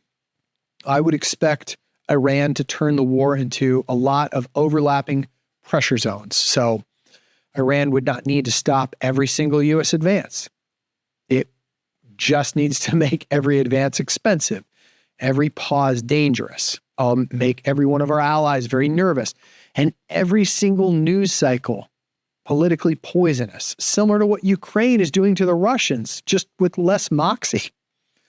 The most plausible U.S. invasion model truly is probably going to unfold as a widening ladder and not a single, dramatic invasion. Let's break it down by some phases, right?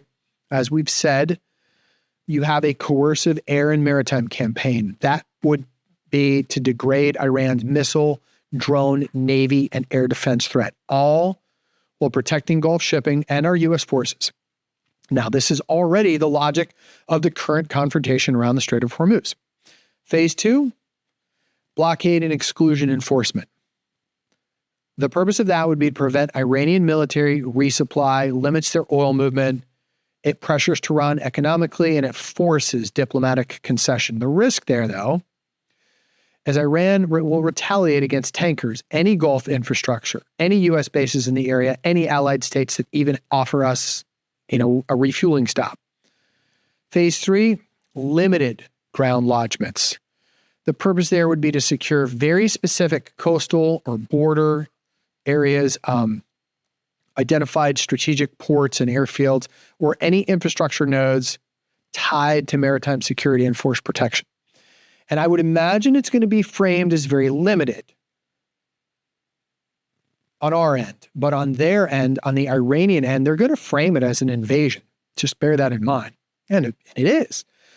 Phase 4 would be expansion while under fire. And the purpose there is to widen the control zones if Iran escalates. And make no mistake, they're going to escalate. This is where the campaign becomes extremely dangerous in my mind. The U.S. starts needing more troops, not to win, but just to protect what it already took. Phase 5 is, let's call it regime pressure campaign. The purpose there would be to degrade the Iranian Guard Corps command. You have to try and split the elites at the top if they see that the walls are closing in like rats leaving a sinking ship. Encourage a lot of that internal pressure that causes that to happen. And then you force negotiations or you force collapse, one of the two. The risk there, though, is the regime hardens. Nationalist sentiment is going to rise, and the Guard Corps is going to gain emergency legitimacy. Phase 6, well, let's call that a negotiated exit. It's either that or an occupation trap. That's the fork in the road at the end of this map. Either the United States gets a negotiated settlement before it owns too much terrain, or it slides towards the occupation problem. You're now responsible for cities, roads, ministries, borders, police, food, electricity, prisons, and legitimacy. We tried that once, if anyone was remembering. That right there is where military victory becomes absolute strategic quicksand. So what would make a full invasion make sense? I mean, honestly, almost nothing short of an extreme scenario, and I mean extreme, a full United States ground invasion would only become thinkable if several conditions are all stacked together. The first is Iran directly killed large numbers of U.S. personnel, sink a carrier. The Strait of Hormuz remains effectively closed or severely disrupted with either mines or fast attack boats. Iran attacking a Gulf ally at scale, nuclear breakout fears become immediate, like they're getting ready to construct and or launch. Complete diplomatic collapse. Somehow Congress and the American public opinion would have to move towards war. I don't see it happening. And you would also have to have the Gulf states in the region all accept major basing risk. Don't forget Israel. They would have to also demand expanded action because they would have to be a partner in this. You'd also need United States leadership believing that the regime collapse was close, was already near, right? Even then, thinkable doesn't mean wise. Any invasion right now or at any point would be a massive strategic gamble. And the opportunity cost, brutal. Indo-Pacific deterrence, force readiness. Don't forget oil prices, domestic stability, NATO bandwidth, counterterrorism, debt, recruitment, domestically, and political legitimacy. What would probably go wrong would be, I think the most likely failures are very predictable. We've seen them already. Mission creep. We started as a maritime protection and becomes regime war. Logistics. We win battles, but we struggle to secure long-term supply lines through mountains, deserts, and hostile urban areas. Brittle. Hormuz escalation. Iran could impose enough maritime risk to spike prices, which would fracture any coalition patience. You could also have a broadening of a lot of the proxies in Iraq, Syria, Lebanon, Yemen, and the Gulf states all become pressure theaters. You'd get a lot of ethnic blowback. Minority unrest rises, but Tehran would use it to sell the war as a foreign partition plot. You'd have a lot of urban resistance in all of the major cities, Tehran, Shiraz, Mashhad, Avaz, political security problems, not just military objectives. No legitimate replacement authority, and that's the big one. Okay, so you destroy regime capability. It's a lot easier than creating post-regime legitimacy. If there's no credible Iranian-led transition structure, there's not, then guess who inherits the collapse? We do. That is Iraq's ghost, only larger and much harder. What would we prefer instead? I will tell you the smarter strategy would be avoiding a full ground invasion unless absolutely forced. I think the most likely options are air and missile strikes, as we've seen, a lot of cyber disruption, a little bit of that, maritime interdiction, we've got that, blockade pressure, covert action, sanctions escalation, and support for communications and civil society.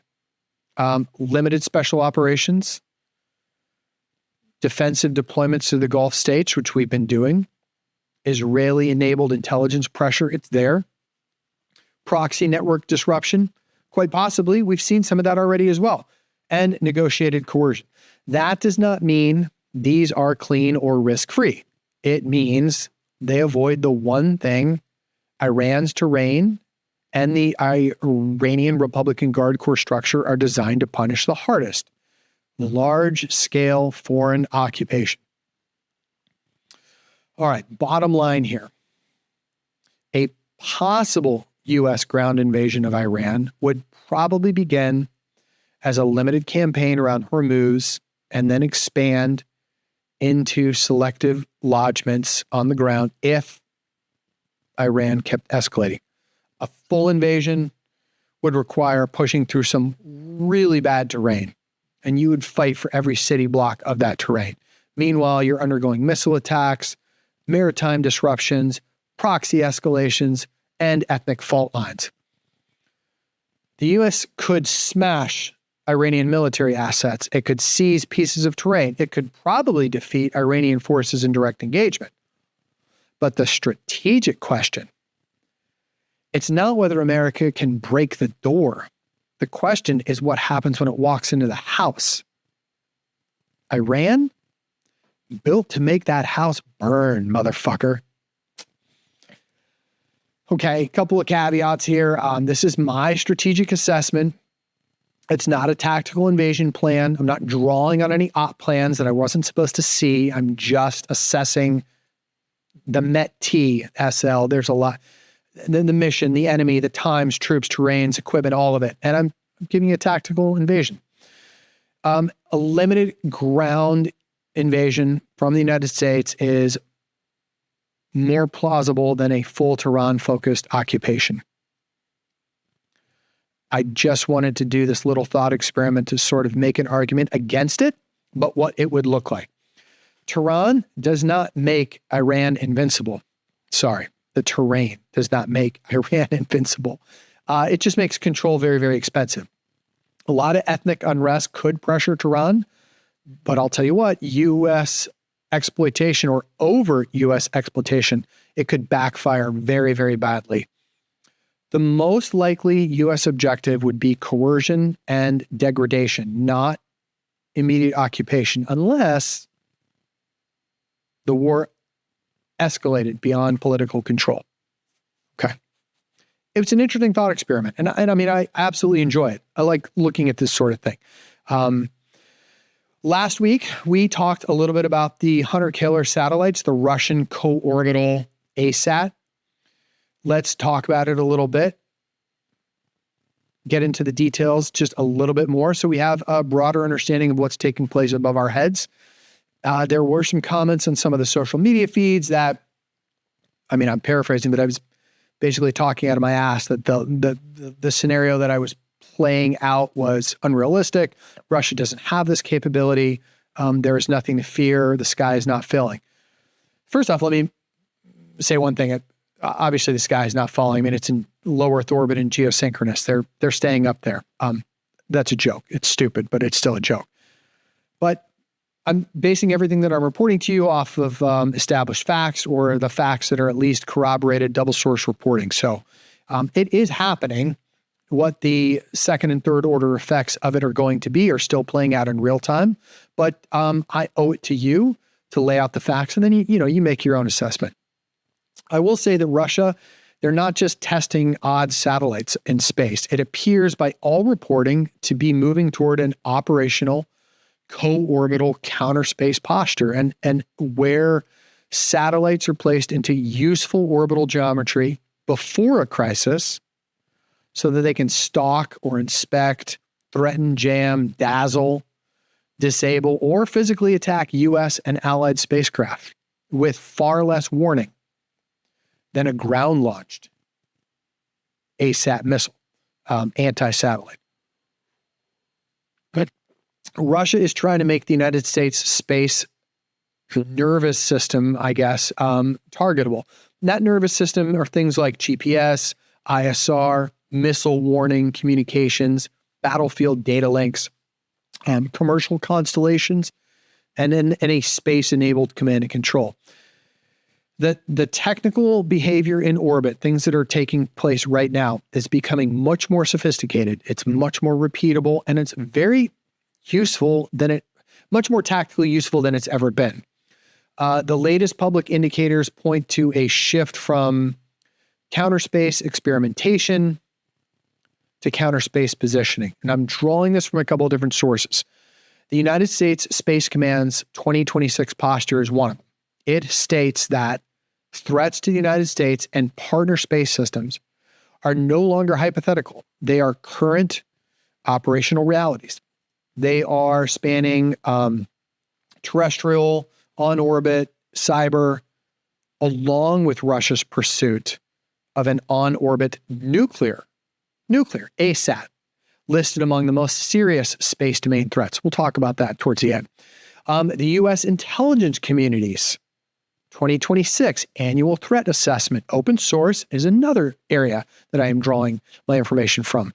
They also say that Russia is building extensive counter space capabilities and developing a satellite meant to carry a nuclear weapon as an ASAT capability. But the immediate danger is not only the nuclear ASAT threat. The more usable, the more deniable, the more crisis relevant weapon is this co-orbital ASAT that we've been talking about last week and we're going to talk about right now. This is a spacecraft that shares orbital space with the target, in this case, U.S. satellites, and it can maneuver close enough to threaten it. Direct ascent ASATs are the rifle shot everyone sees coming, right, from the ground. Co-orbital ASATs are the knife already in the room. The most important new open source development since we talked about this last week is the observed behavior of 3 Russian Cosmos satellites, 2581, 2582, and 2583, in case anyone gives a shit. These were all launched back in February of last year. In late April of 26, this year, 2581 and 2583 reportedly came within roughly 10 feet or 3 meters of each other in low Earth orbit.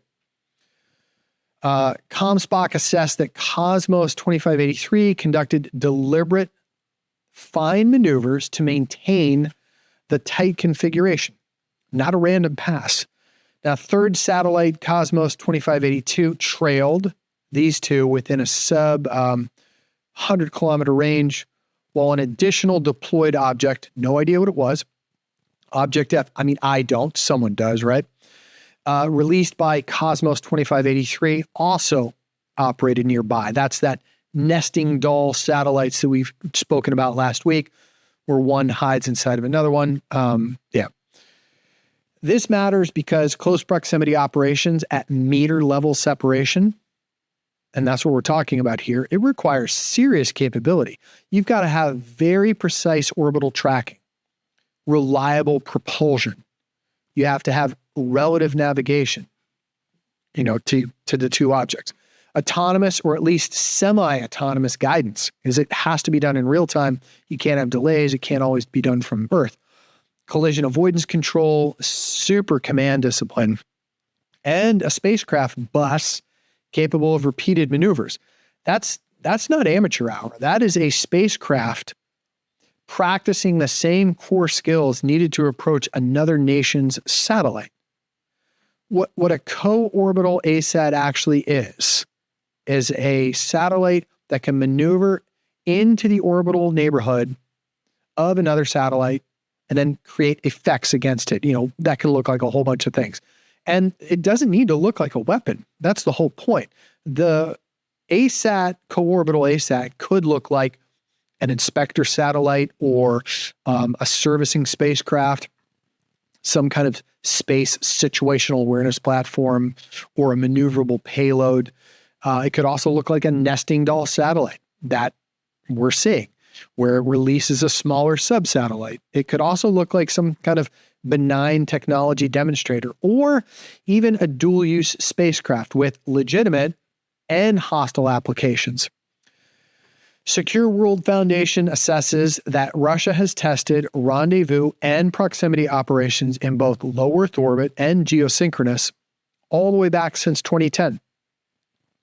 And that these operations could support co-orbital ASAT capability. It also notes possible links to the Russian Purge co-orbital ASAT program and Nivelir, a suspected surveillance tracking and support program. The same technology that is needed to inspect or service a satellite that's already up there is also the technology needed to stalk or attack one. The way that these work is you have orbital matching. That's first and foremost. The first requirement is you got to get the satellites into the right orbital geometry. A co-orbital, ASAT, does not simply fly up to a target like an aircraft.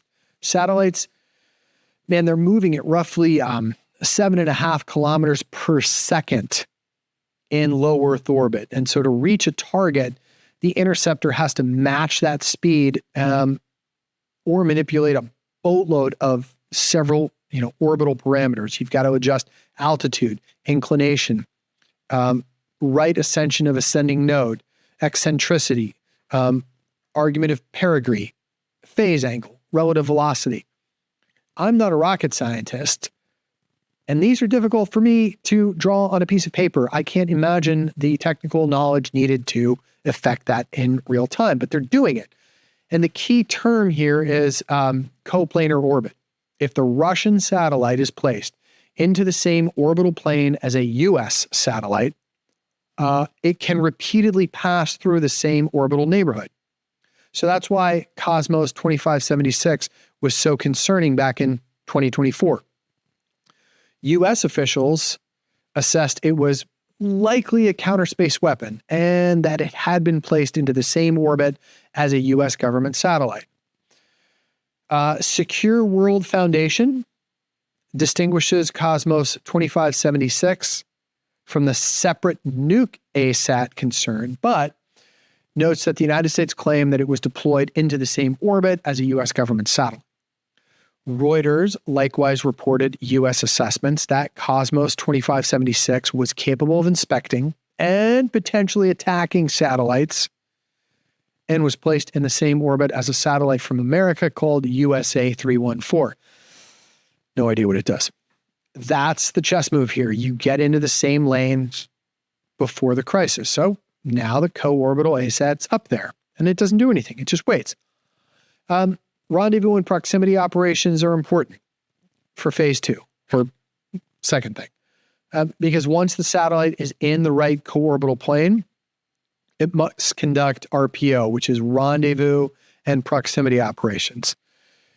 RPO is the art of approaching another object in space without crashing into it. That requires relative navigation sensors, orbital determination software, propulsion control, attitude control, autonomous safety logic, command and control links, fuel management, and a high confidence tracking of the target's position and velocity.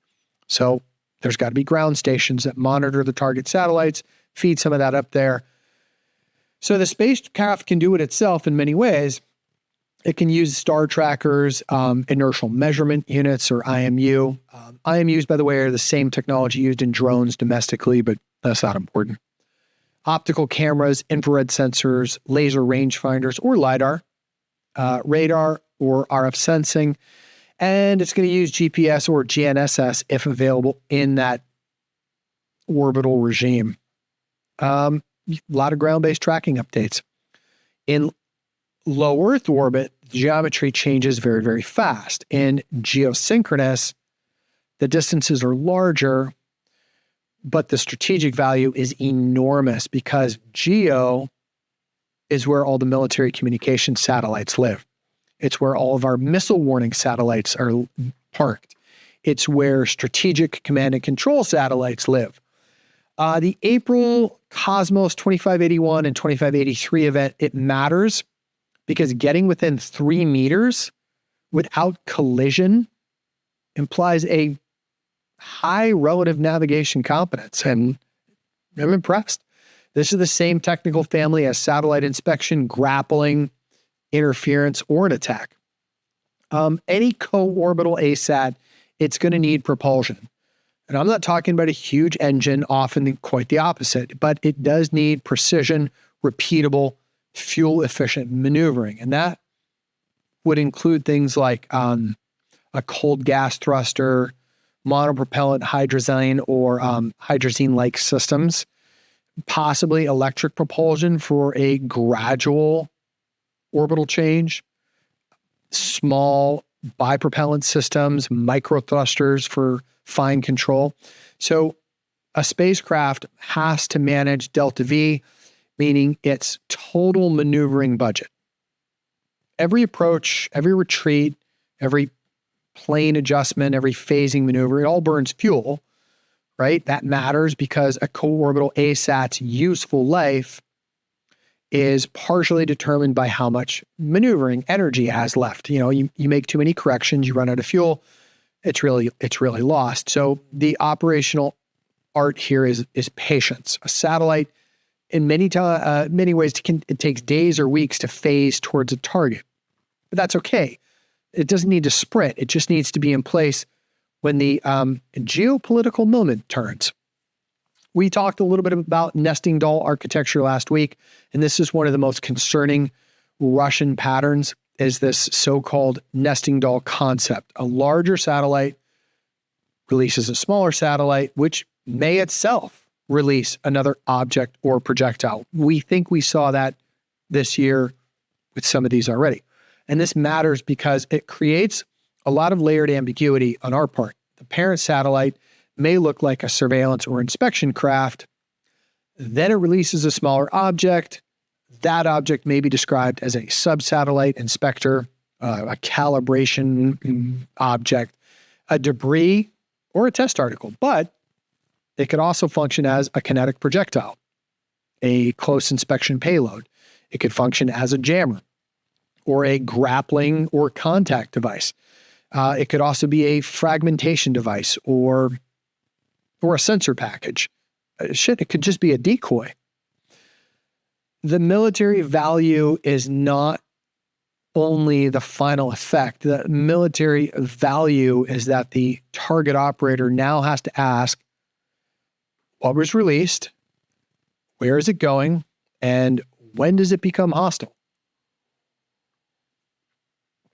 That ambiguity compresses decision time. It makes commanders guess under pressure.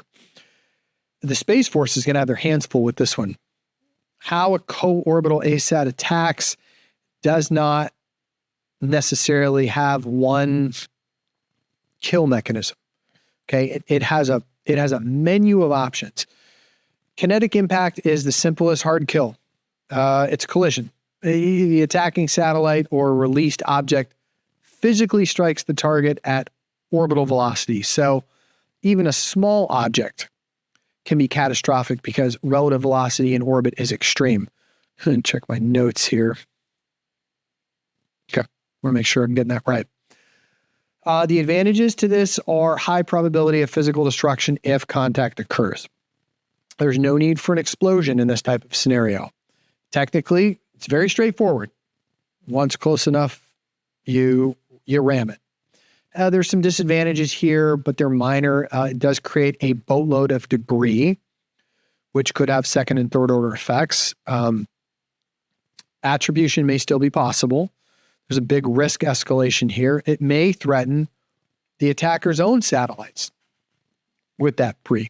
It poisons orbital lanes. I mean, that debris is just going to circle, and that basically excludes anything else from occupying that same position in space. This is the technical equivalent of a brick through the windshield. It's crude, it's violent, and it's politically very, very loud. The other way it can do it is a projectile release. This is a much more sophisticated version of a released projectile or sub-satellite. So in this one, instead of ramming with the main spacecraft, the parent releases a smaller object on an intercept trajectory. And this allows the parent to survive, back away, or completely deny responsibility. I have no idea what happened to your satellite, Mr. President. That sounds terrible. Possible projectile types in this scenario would be an inert kinetic slug, small guided kill vehicle, some type of fragmentation device. You could even use a net or entangling mechanism. A lot of these satellites rely on solar power, and if you disrupt those, it's gone.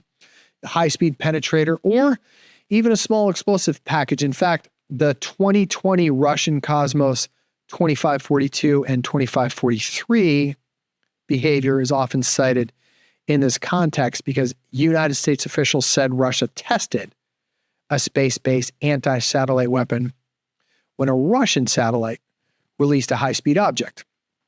81, 82, and 83 behavior does not prove the same thing, but it shows Russia has continued to practice a lot of complex multi-object RPO. Another option is robotic interference or grappling. So a co-orbital craft could physically interact with the target using a robotic arm, a docking probe, a clamp, a tether, or a contact mechanism. So the goal here may not be to explode the satellite. It may be just to push it off its axis or damage its solar arrays. It could foul antennas or disrupt them, right? Block any sensors, disturb attitude control, or possibly induce tumbling. You could also tamper with a lot of the thermal surfaces. These are very delicate instruments. Interfere with propulsion or docking features as well. This is especially relevant against any, high-value satellite where outright destruction could potentially be too escalatory. A mysterious malfunction is more useful than a visible act of war. So the dark beauty of this weapon is deniability, right? The satellite dies, but maybe not dramatically. Maybe it just fails. Maybe it loses attitude. Maybe it suffers a anomaly. That is how a lot of the gray zone warfare that's probably on our way in space is going to be conducted. You could sensor blind it or dazzle it, it's called. A co-orbital ASAT. It doesn't need to necessarily destroy the satellite. It can just degrade the payload. If the target is an imaging satellite, then any attack satellite could just try to dazzle optical sensors or blind the focal planes. You could interfere with calibration, contaminate the mirrors or the optical surfaces of the lens. How about just plain old obstruct line of sight so it's no longer able to see? You could point a laser or a high-intensity light source at a sensor and either block it or burn it out. You could position itself to block or confuse imagery. All of those are very attractive because it could be temporary.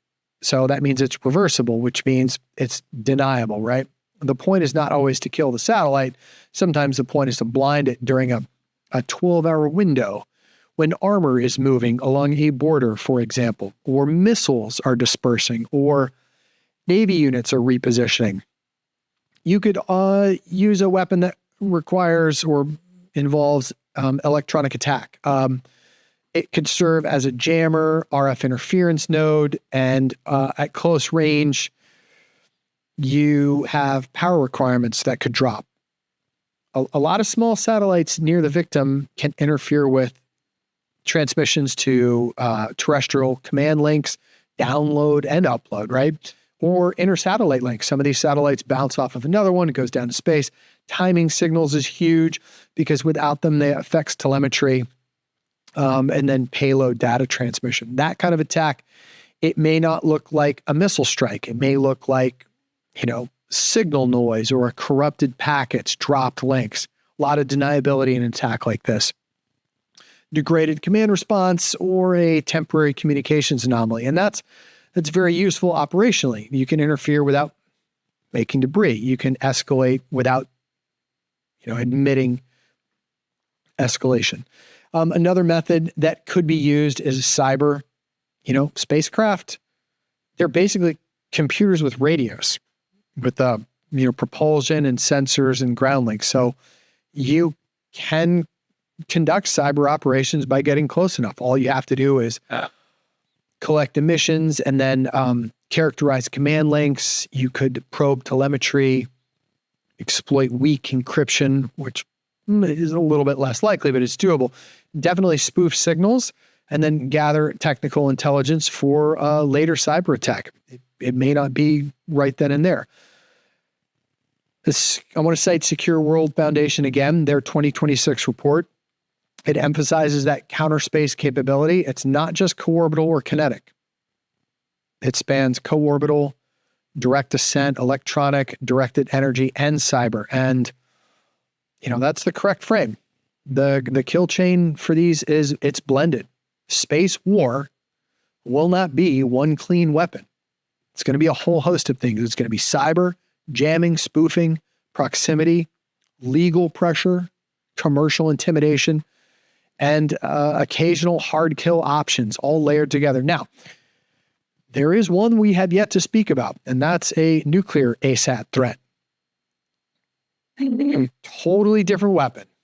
Now, same strategic ecosystem, but different. A Russian co-orbital ASAT and a Russian nuclear ASAT are related strategically, but they're not the same thing, not even close. A co-orbital ASAT is a discriminating or semi-discriminating weapon. It stalks or at least attacks a specific satellite. A nuke ASAT, we're talking about a domain-wide terror weapon. It would not surgically remove one satellite. A nuclear detonation in orbit would generate radiation and EM effects that could damage broad categories of satellite across the board. I mean, commercial, allied, neutral, Russian, and Chinese. It is absolutely the nuclear option. Outer Space Treaty explicitly prohibits placing nuclear weapons or other weapons of mass destruction in orbit. Secure World Foundation notes that if Russia placed a nuclear weapon in orbit, it would clearly violate Article 4 of the treaty. That makes the nuclear system less likely to be used casually. It is more of a hostage weapon, a way to say, if the regime or strategic deterrent is threatened, we can make low Earth orbit bleed. The co-orbital satellite is much more useful. That makes it more dangerous in day-to-day crisis management. These are strategically a lot worse than they look. Many people might be saying it's just a satellite getting close to another satellite. No, the real military effect is not just physical destruction, it's decision paralysis. A hostile satellite parked near a U.S. asset, creates 5 immediate problems. First is a warning problem. It is observing, inspecting, signaling, or preparing to attack. You don't know what it's doing. You then have an attribution problem. If the target fails, was it attacked or did it malfunction? You have an escalation problem. Does the U.S. preemptively move or jam or disable it? That brings risk, right? You have a legal problem. What counts as hostile intent in orbit? We've never defined that before. It's coming, but we don't know. You have an operational problem. Can commanders trust the satellite during a crisis? We use a lot of them. And that last one, that's huge. A satellite does not have to be destroyed to lose military value. If commanders no longer trust its feed, its timing, its link, or its survivability, then Russia has already imposed cost. Yeah. It's what Russia is probably trying to achieve. Russia's most likely objective is not space Pearl Harbor on day one. I think that would be strategically reckless on their part. Produces a lot of debris, and it's also likely to galvanize NATO. The more likely objective here for this is counter space coercion. Shadow high-value U.S. satellites, demonstrate close approach, competence, release sub-satellites to create a lot of uncertainty. Threaten commercial constellations that support Ukraine or NATO. It forces U.S. satellite operators to spend fuel maneuvering these satellites away. Definitely complicates U.S. planning. It creates huge escalation dilemmas before a terrestrial fight. Hold the U.S. system at risk. I mean, this is not only a weapons system, it is a political instrument. It is Russia telling Washington, your precision war machine has pressure points. So for this one, the bottom line is Russia's co-orbital ASAT program, it's not just about killing satellites, it's about putting a hand around the throat of the U.S. kill chain, but it's not squeezing yet. The tactic here is ambiguity, a lot of coercion. The target is it attacks our confidence. If America's military power depends on space-based timing and sensing and targeting and communication and missile warning, which it does, then Russia does not need to defeat the entire U.S. military. It only needs to make the architecture hesitate or blink or reroute or maneuver or doubt itself at the critical moment. And that's a new battlefield. Space, silent machines, a black sky, drifting closer by meters, turning orbital mechanics into political pressure. So a couple of caveats on this one. Russia denies U.S. allegations. Shocker, public orbital behavior can prove capability and suspicious geometry, but not always intent. RPO is dual use. The same technology supports legitimate inspection and servicing and repair of satellites, as well as debris removal, but it also supports hostile attack. The nuke ASAT issue, it's related, but it's distinct from ordinary co-orbital ASAT. Okay, so let's go into briefly Recon Marines and the MXX electric dirt bike. We talked about a lot of niche tools in previous podcasts about being used by both Recon and MARSOC. This is a story that was pretty interesting. We're going to go through this one a little quicker. The MMX, it's an electric dirt bike. So there's Recon Marines that have been training with this dirt bike. It is not a gimmick. In many ways, it is much lighter, quieter, and much more distributed, as well as harder to detect. It's better suited to Indo-Pacific reconnaissance and raids and standalone forces. Now, it is a two-wheeled vehicle, right? It's a motorcycle. It's a dirt bike. You know, we had gasoline-powered versions of these when I wore the uniform, and you had to go through a course, and there was a training pipeline, and it has applicability, but it's very niche. It is a very niche mobility tool. It does have some real advantages, but it also has some real constraints. I think the bike helps Recon Marines move farther and quieter than foot patrols, especially in terrain where JLTVs or 7 tons or even larger tactical vehicles become liability. But it's electric, so its weakness is the same as every tactical platform. You've got charging and battery, energy discipline, weight, saltwater corrosion, and how do you sustain it under field conditions? It's being tested by a Bravo Company 1st Recon Battalion, specifically its 1st Platoon, which is tied to the 15th MEU. Tested and prepared to deploy with 8 of these bikes after doing some training at Pendleton, 29 Palms, Yuma, Washington, and Alaska. So they're really testing it in a variety of climate places. They're also expecting to test it in wet jungle environments such as the Philippines. Now, they've been experimenting with these MMX as a tactical mobility layer for reconnaissance and raid forces for a while now. There is some official imagery out there, so if you're interested in seeing what these look like, it's on the open source. It's not anything that you would recognize a form factor of. This goes back to 2023. A lot of training that was done by 1st Recon and supporting elements for raid forces and land-based limited scale raids were being used as far back as then.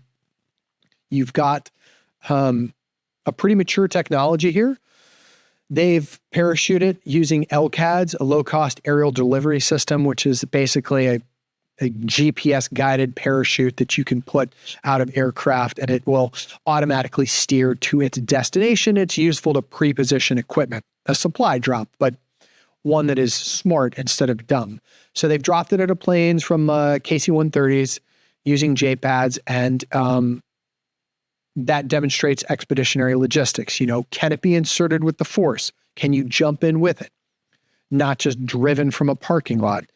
It's built around a very low signature movement. You have no exhaust, very quiet electric drive. There's no fuel smell. Of course, instant torque. If you've ever driven an electric anything, it is incredibly torquey, which is good and bad. I think it's going to get folks into trouble pretty quick, but could also get them out of it. Has quick swappable battery packs. That's pretty cool. So direct drive gearing. There's no chain. There's no belt. I haven't looked at it in great detail, but it looks like it might be shaft driven. I'm not exactly sure. Could be gear as well. I don't know. Air-cooled motor. Because it's electric, there's no transmission, which means a much greater reduced maintenance burden. There's no oil. There's no two-stroke mix. There's no gas. There's no fluids or anything. If you go onto Zero's military page, they also say the MXX has a 1 meter submersion capability. That's pretty cool. And some wet weather operation features. So why does Recon want it? simple, Pacific. The Pacific's a terrain problem. If you've ever been in dense jungle or island interiors or soft beaches or narrow roads, littoral terrain, and they punish heavy vehicles. And foot movement is slow and sloggy. So there's a niche here for it. The JLTV is survivable, but this is a big, noisy, and very logistically hungry vehicle. It's also hard to hide. 7-ton, even worse. And a recon team does not need to arrive like a parade. Doesn't want to be in a 7-ton. It needs to appear, sense, report, and then disappear. So task and purpose, if you're not familiar with them, check them out. They quoted Bravo Company Commander Captain Jonathan Bender saying large vehicles like the JTLV and the 7-ton, they won't maneuver as intended in dense jungle environments. Yeah, no shit. While dirt bikes, they do give a lot of access to terrain that would otherwise be deniable to these platforms. He also emphasized quieter operations, smaller heat signature against some of these peer threats. And that fits directly into the Marine Corps broader force design logic. Recon, I think, is not just, looking around. I think they're becoming part of the targeting architecture. You find the ship, find the missile battery, find the radar, confirm the landing site, confirm the route, pass the data, survive long enough to do it again. And the tactical meaning is the MMX gives recon Marines up a middle option between walking and using a vehicle column. On foot, a team is quiet, but slow and physically limited. And of course, on the other side of the house in trucks, you've got much faster mobility, but you're louder, you're hotter, easier to detect, much more tied to, roads and trails. And so this is that middle ground. It fills the seams.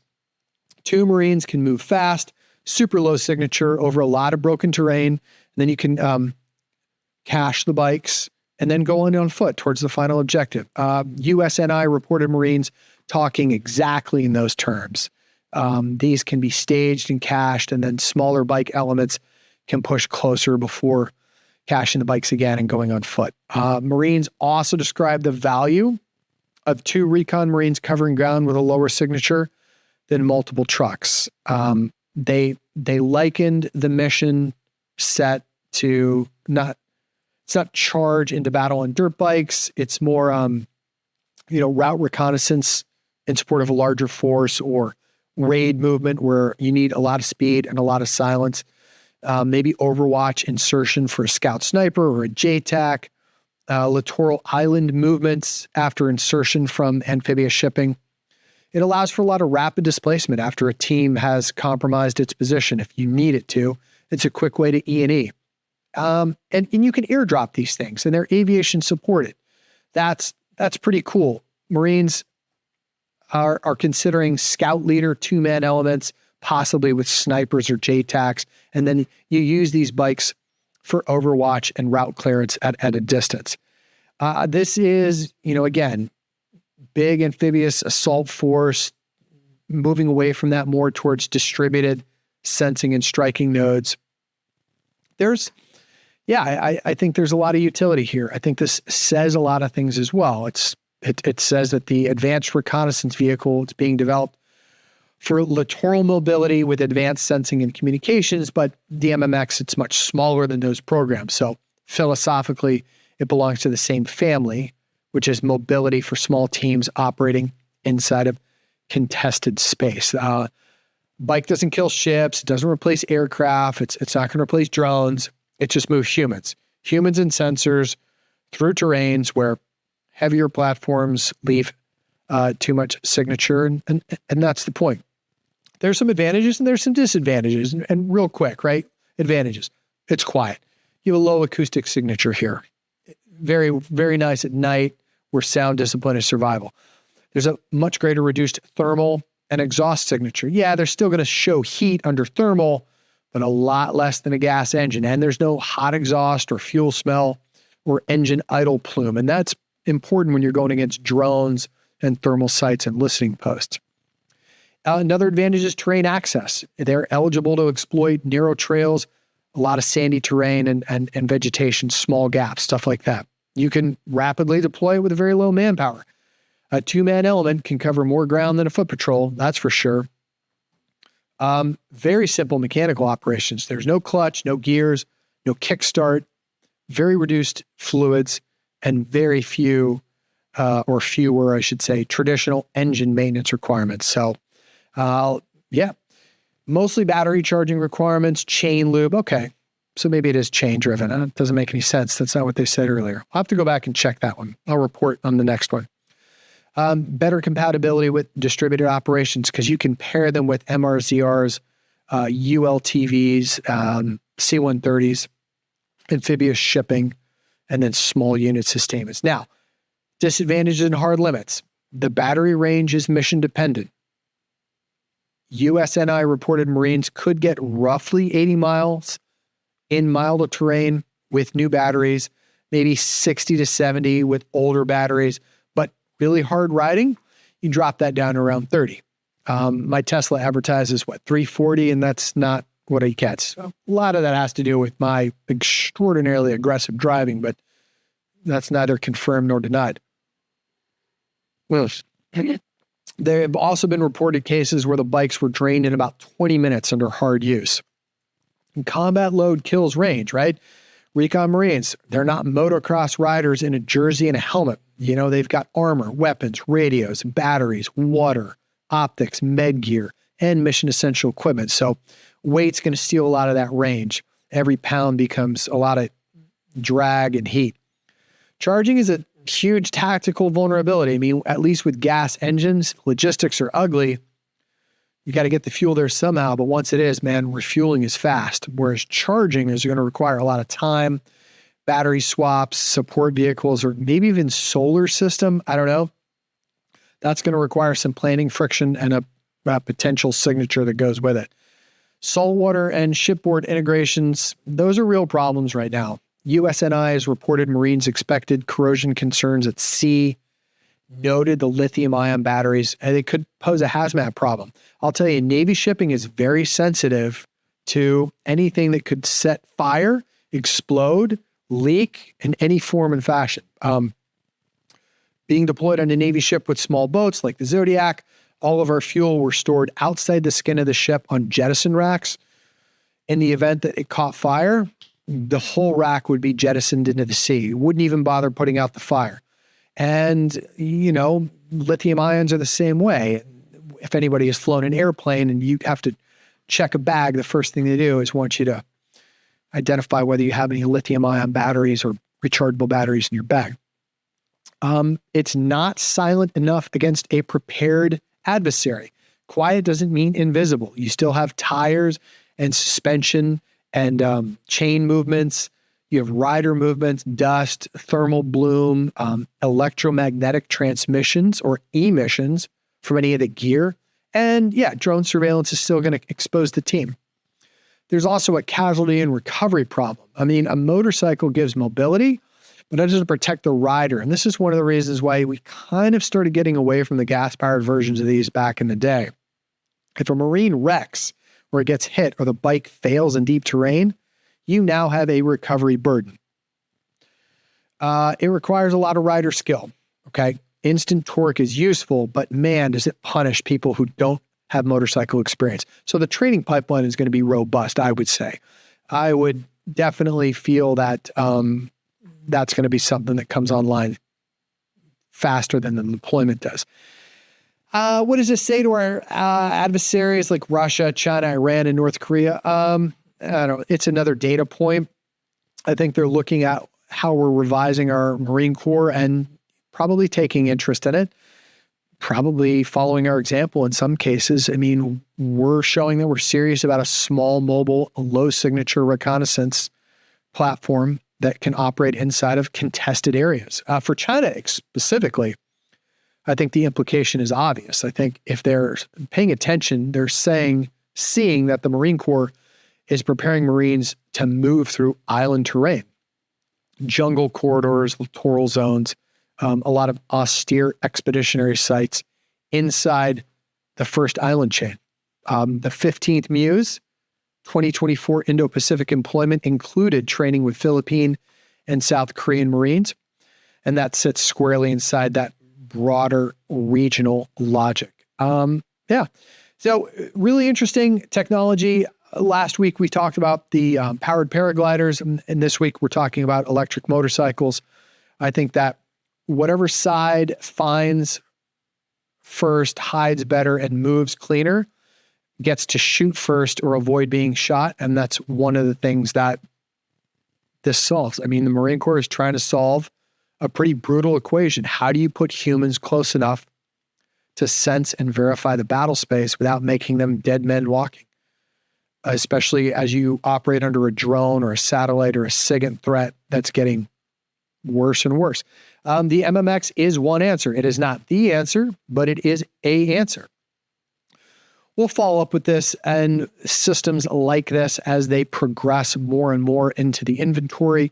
As I said, we had the gasoline versions of this. As a team leader, I was reluctant to use them because of, just the noise signature, the mobility signature, and they just had a record for hurting people. So I do agree that there is a niche for these, and there's a lot of advantages, but there's a ton of advantages too. So I would imagine that leadership is probably looking at these with some very careful mission planning parameters and limited case use, but case nonetheless. All right. We've had a long episode, and I told you that it was going to be because there's a lot to discuss.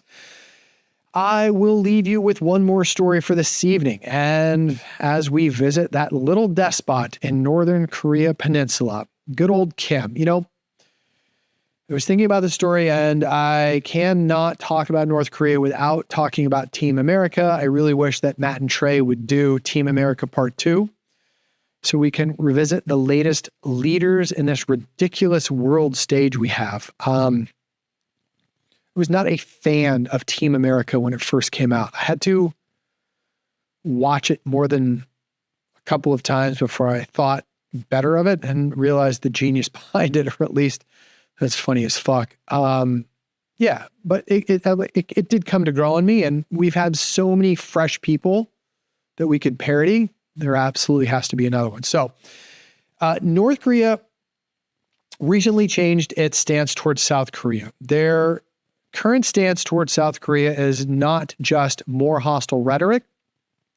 It is a formal strategic break. Pyongyang is now trying to bury the old fiction that the two Koreas are one temporarily divided nation. They're trying to replace it with a much harder doctrine. Two separate hostile states, one nuclear armed, with South Korea treated as a permanent adversary rather than a future compatriot. This matters because it definitely lowers the political cost of escalation. If South Koreans are no longer brothers to be reunified, they become an enemy population that is attached to an enemy state.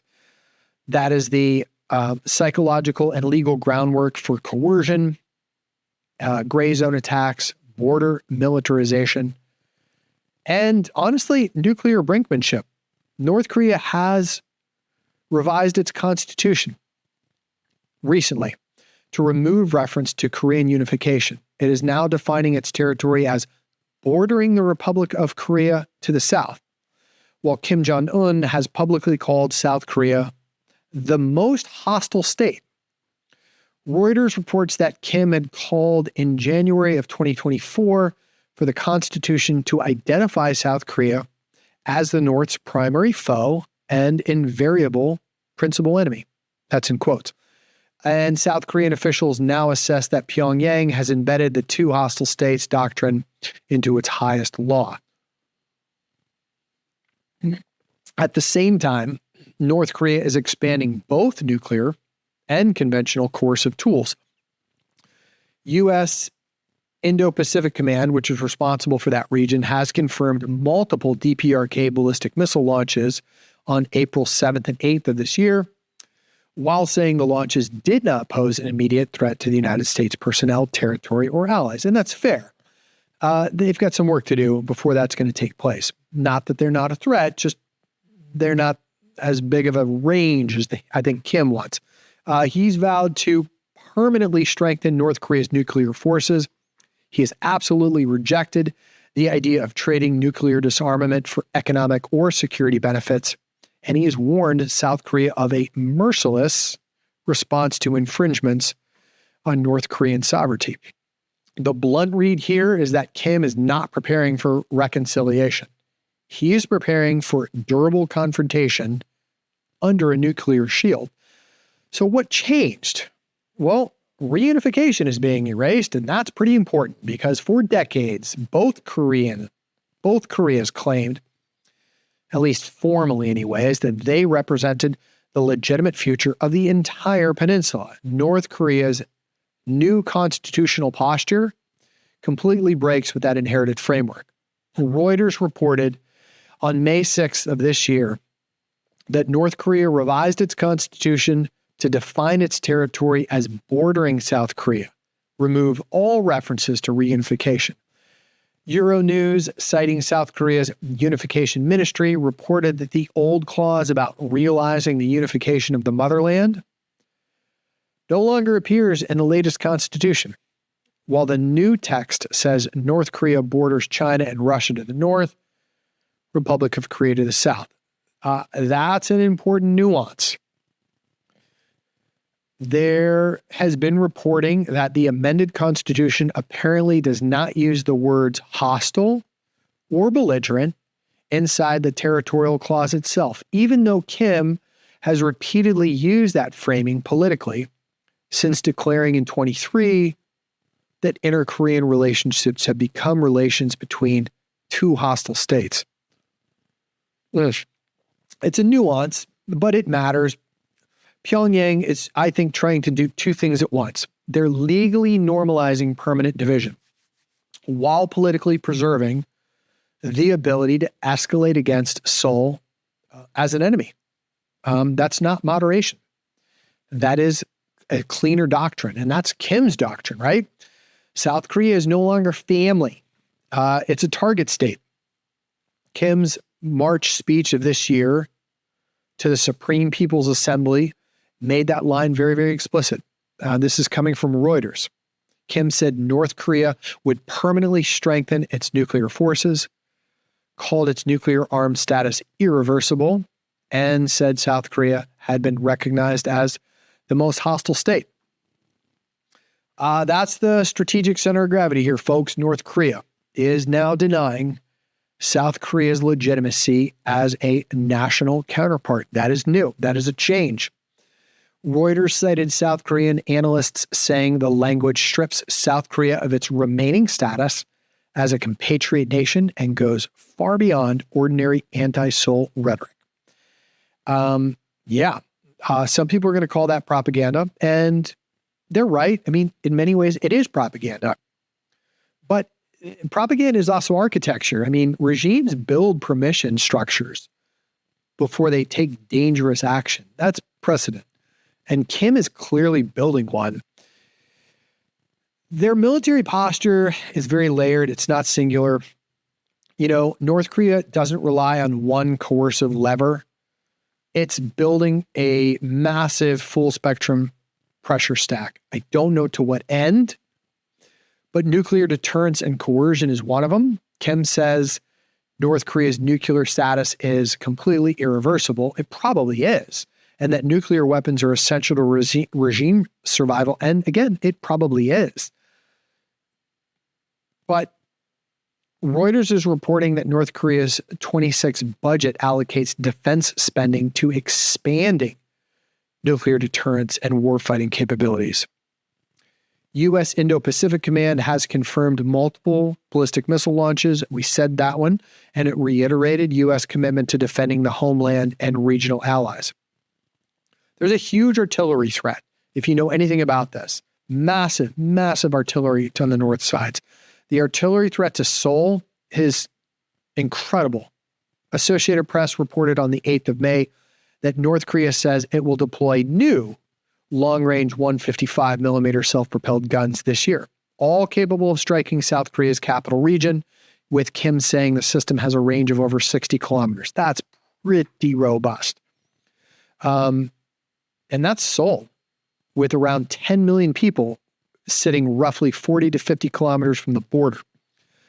They're also modernizing their Navy.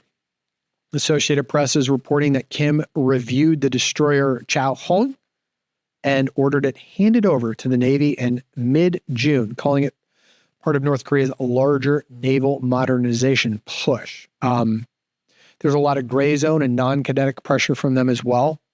North Korea has used trash balloons, a lot of those, GPS spoofing, electronic jamming, and also a lot of cyber activity against South Korea.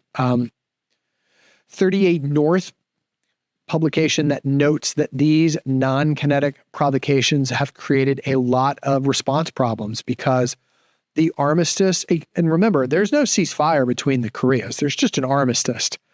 The rules of engagement under that armistice were not designed for these type of asymmetrical pressures. There was no way to anticipate GPS spoofing or trash balloons or some of the other cyber attacks that they're conducting. CSIS assessed that the trash balloon campaign, for example, was less a sign of imminent war and more an expression of Kim's decoupling policy and a counter to South Korea's unification messaging around freedom and human rights. And that's not random noise.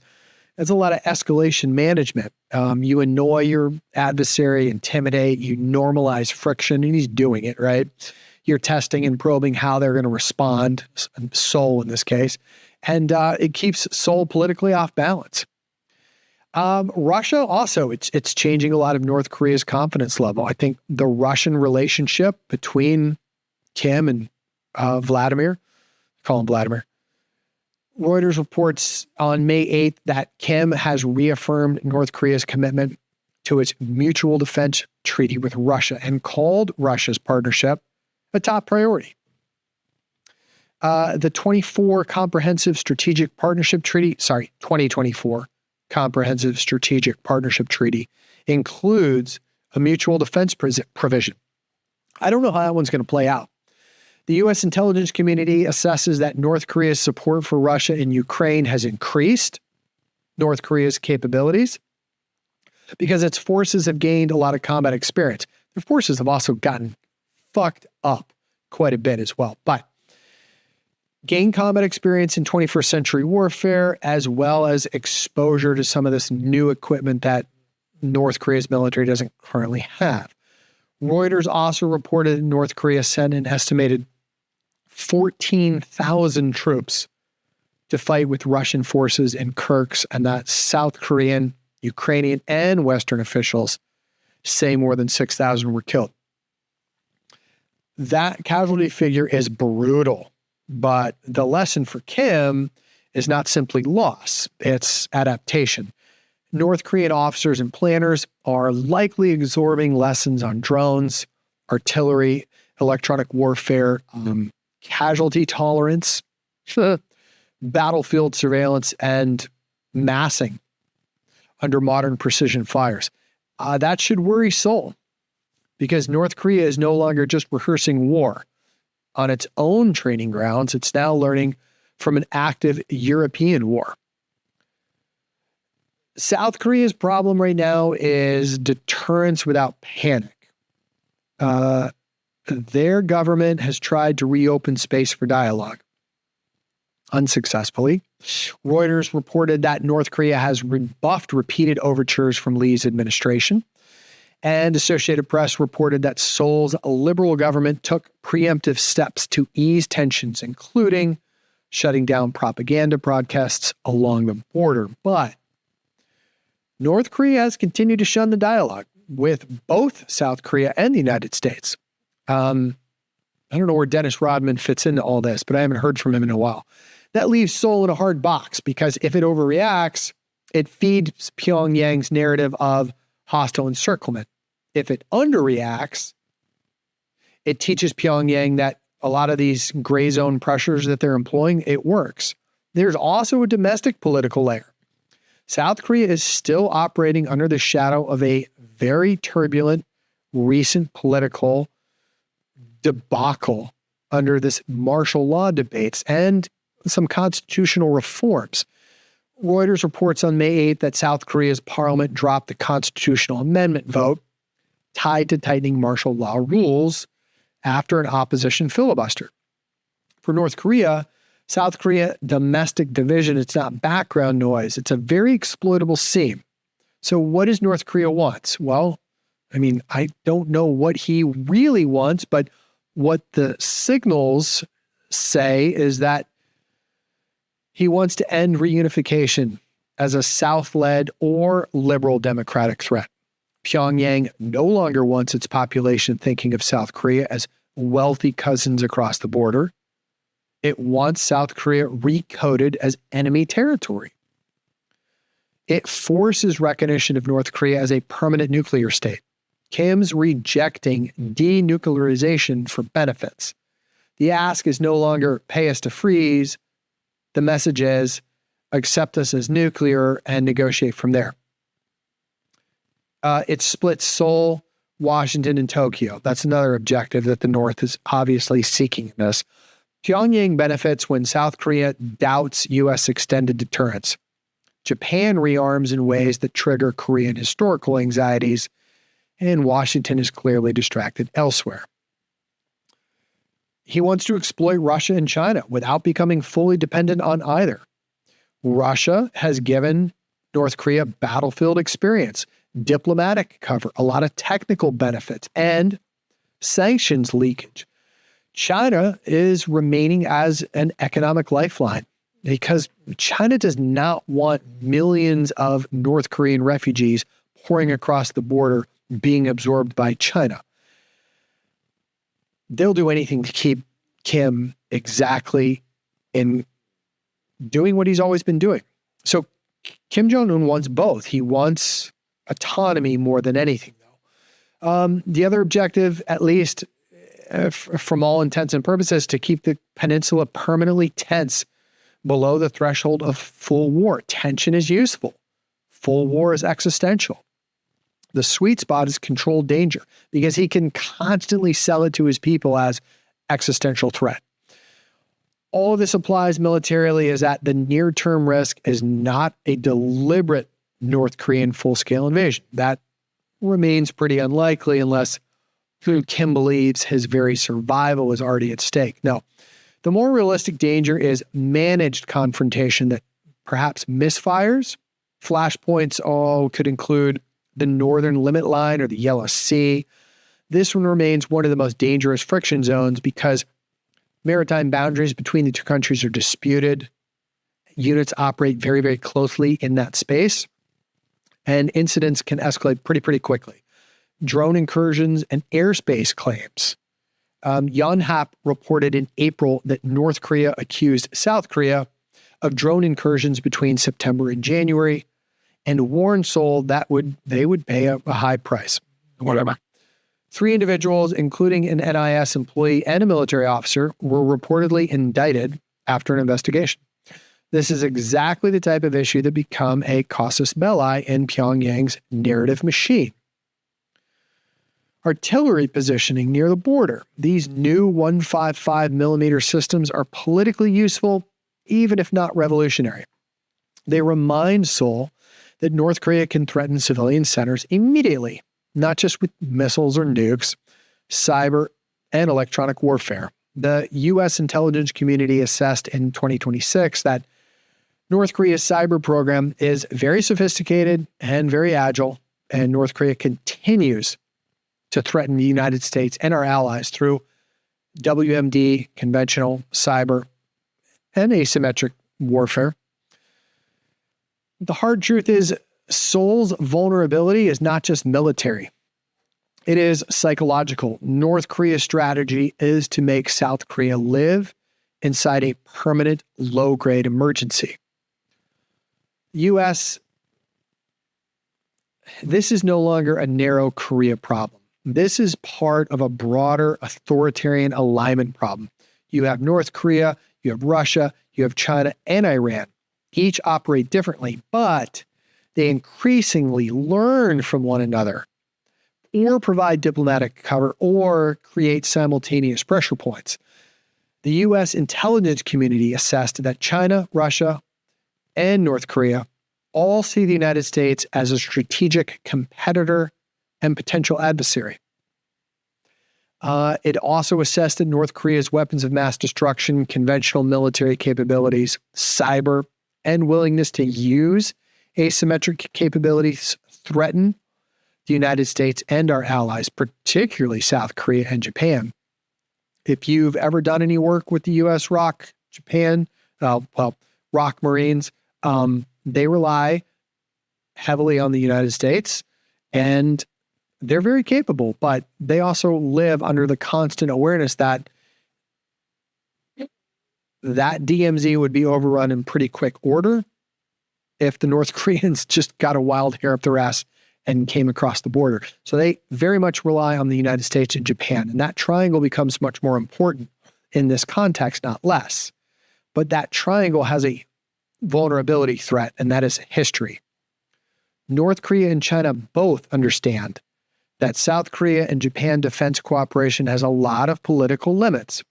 Expect Pyongyang to amplify any issue that drives a wedge between Seoul and Tokyo.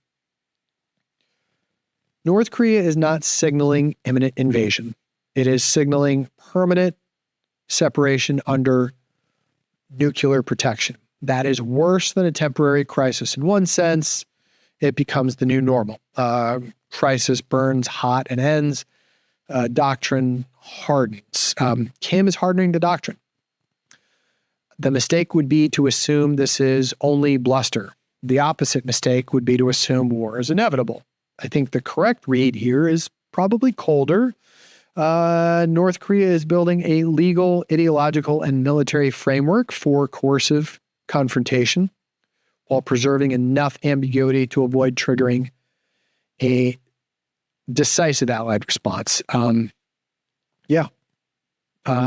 the blade. Not war tomorrow. A peninsula trained to accept the smell of smoke.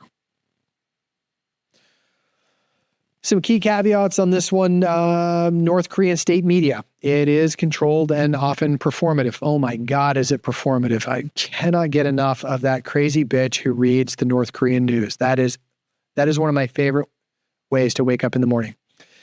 KCNA reported military claims should be treated as political and military signaling unless independently verified. Now, the Associated Press explicitly notes that KCNA images from Kim's recent inspections could not be independently verified. The constitutional language I have mentioned is still being interpreted through South Korean official and media review. So, some outlets emphasize the hostile state doctrine, while Hank Yori notes that the specific amended text reportedly avoids the words hostile and belligerent. The most dangerous variable is not capability alone, it's miscalculation. A drone flight or maritime encounter or, GPS interference episode, an artillery drill, or even domestic political crisis that convinces one side or the other is preparing for something larger. So, any changes in any of the aforementioned segments, we will report. I appreciate your support. As a matter of fact, without you, our program, our show, our projects, our passions would not be as able to be manifested as they are. So thank you to all of you for listening. Thank you for your support, your comments, your questions, your challenges. I welcome them all. And until next week, this is me, Brad Colbert, the Iceman, reminding all of you to stay frosty. Improvise, adapt, and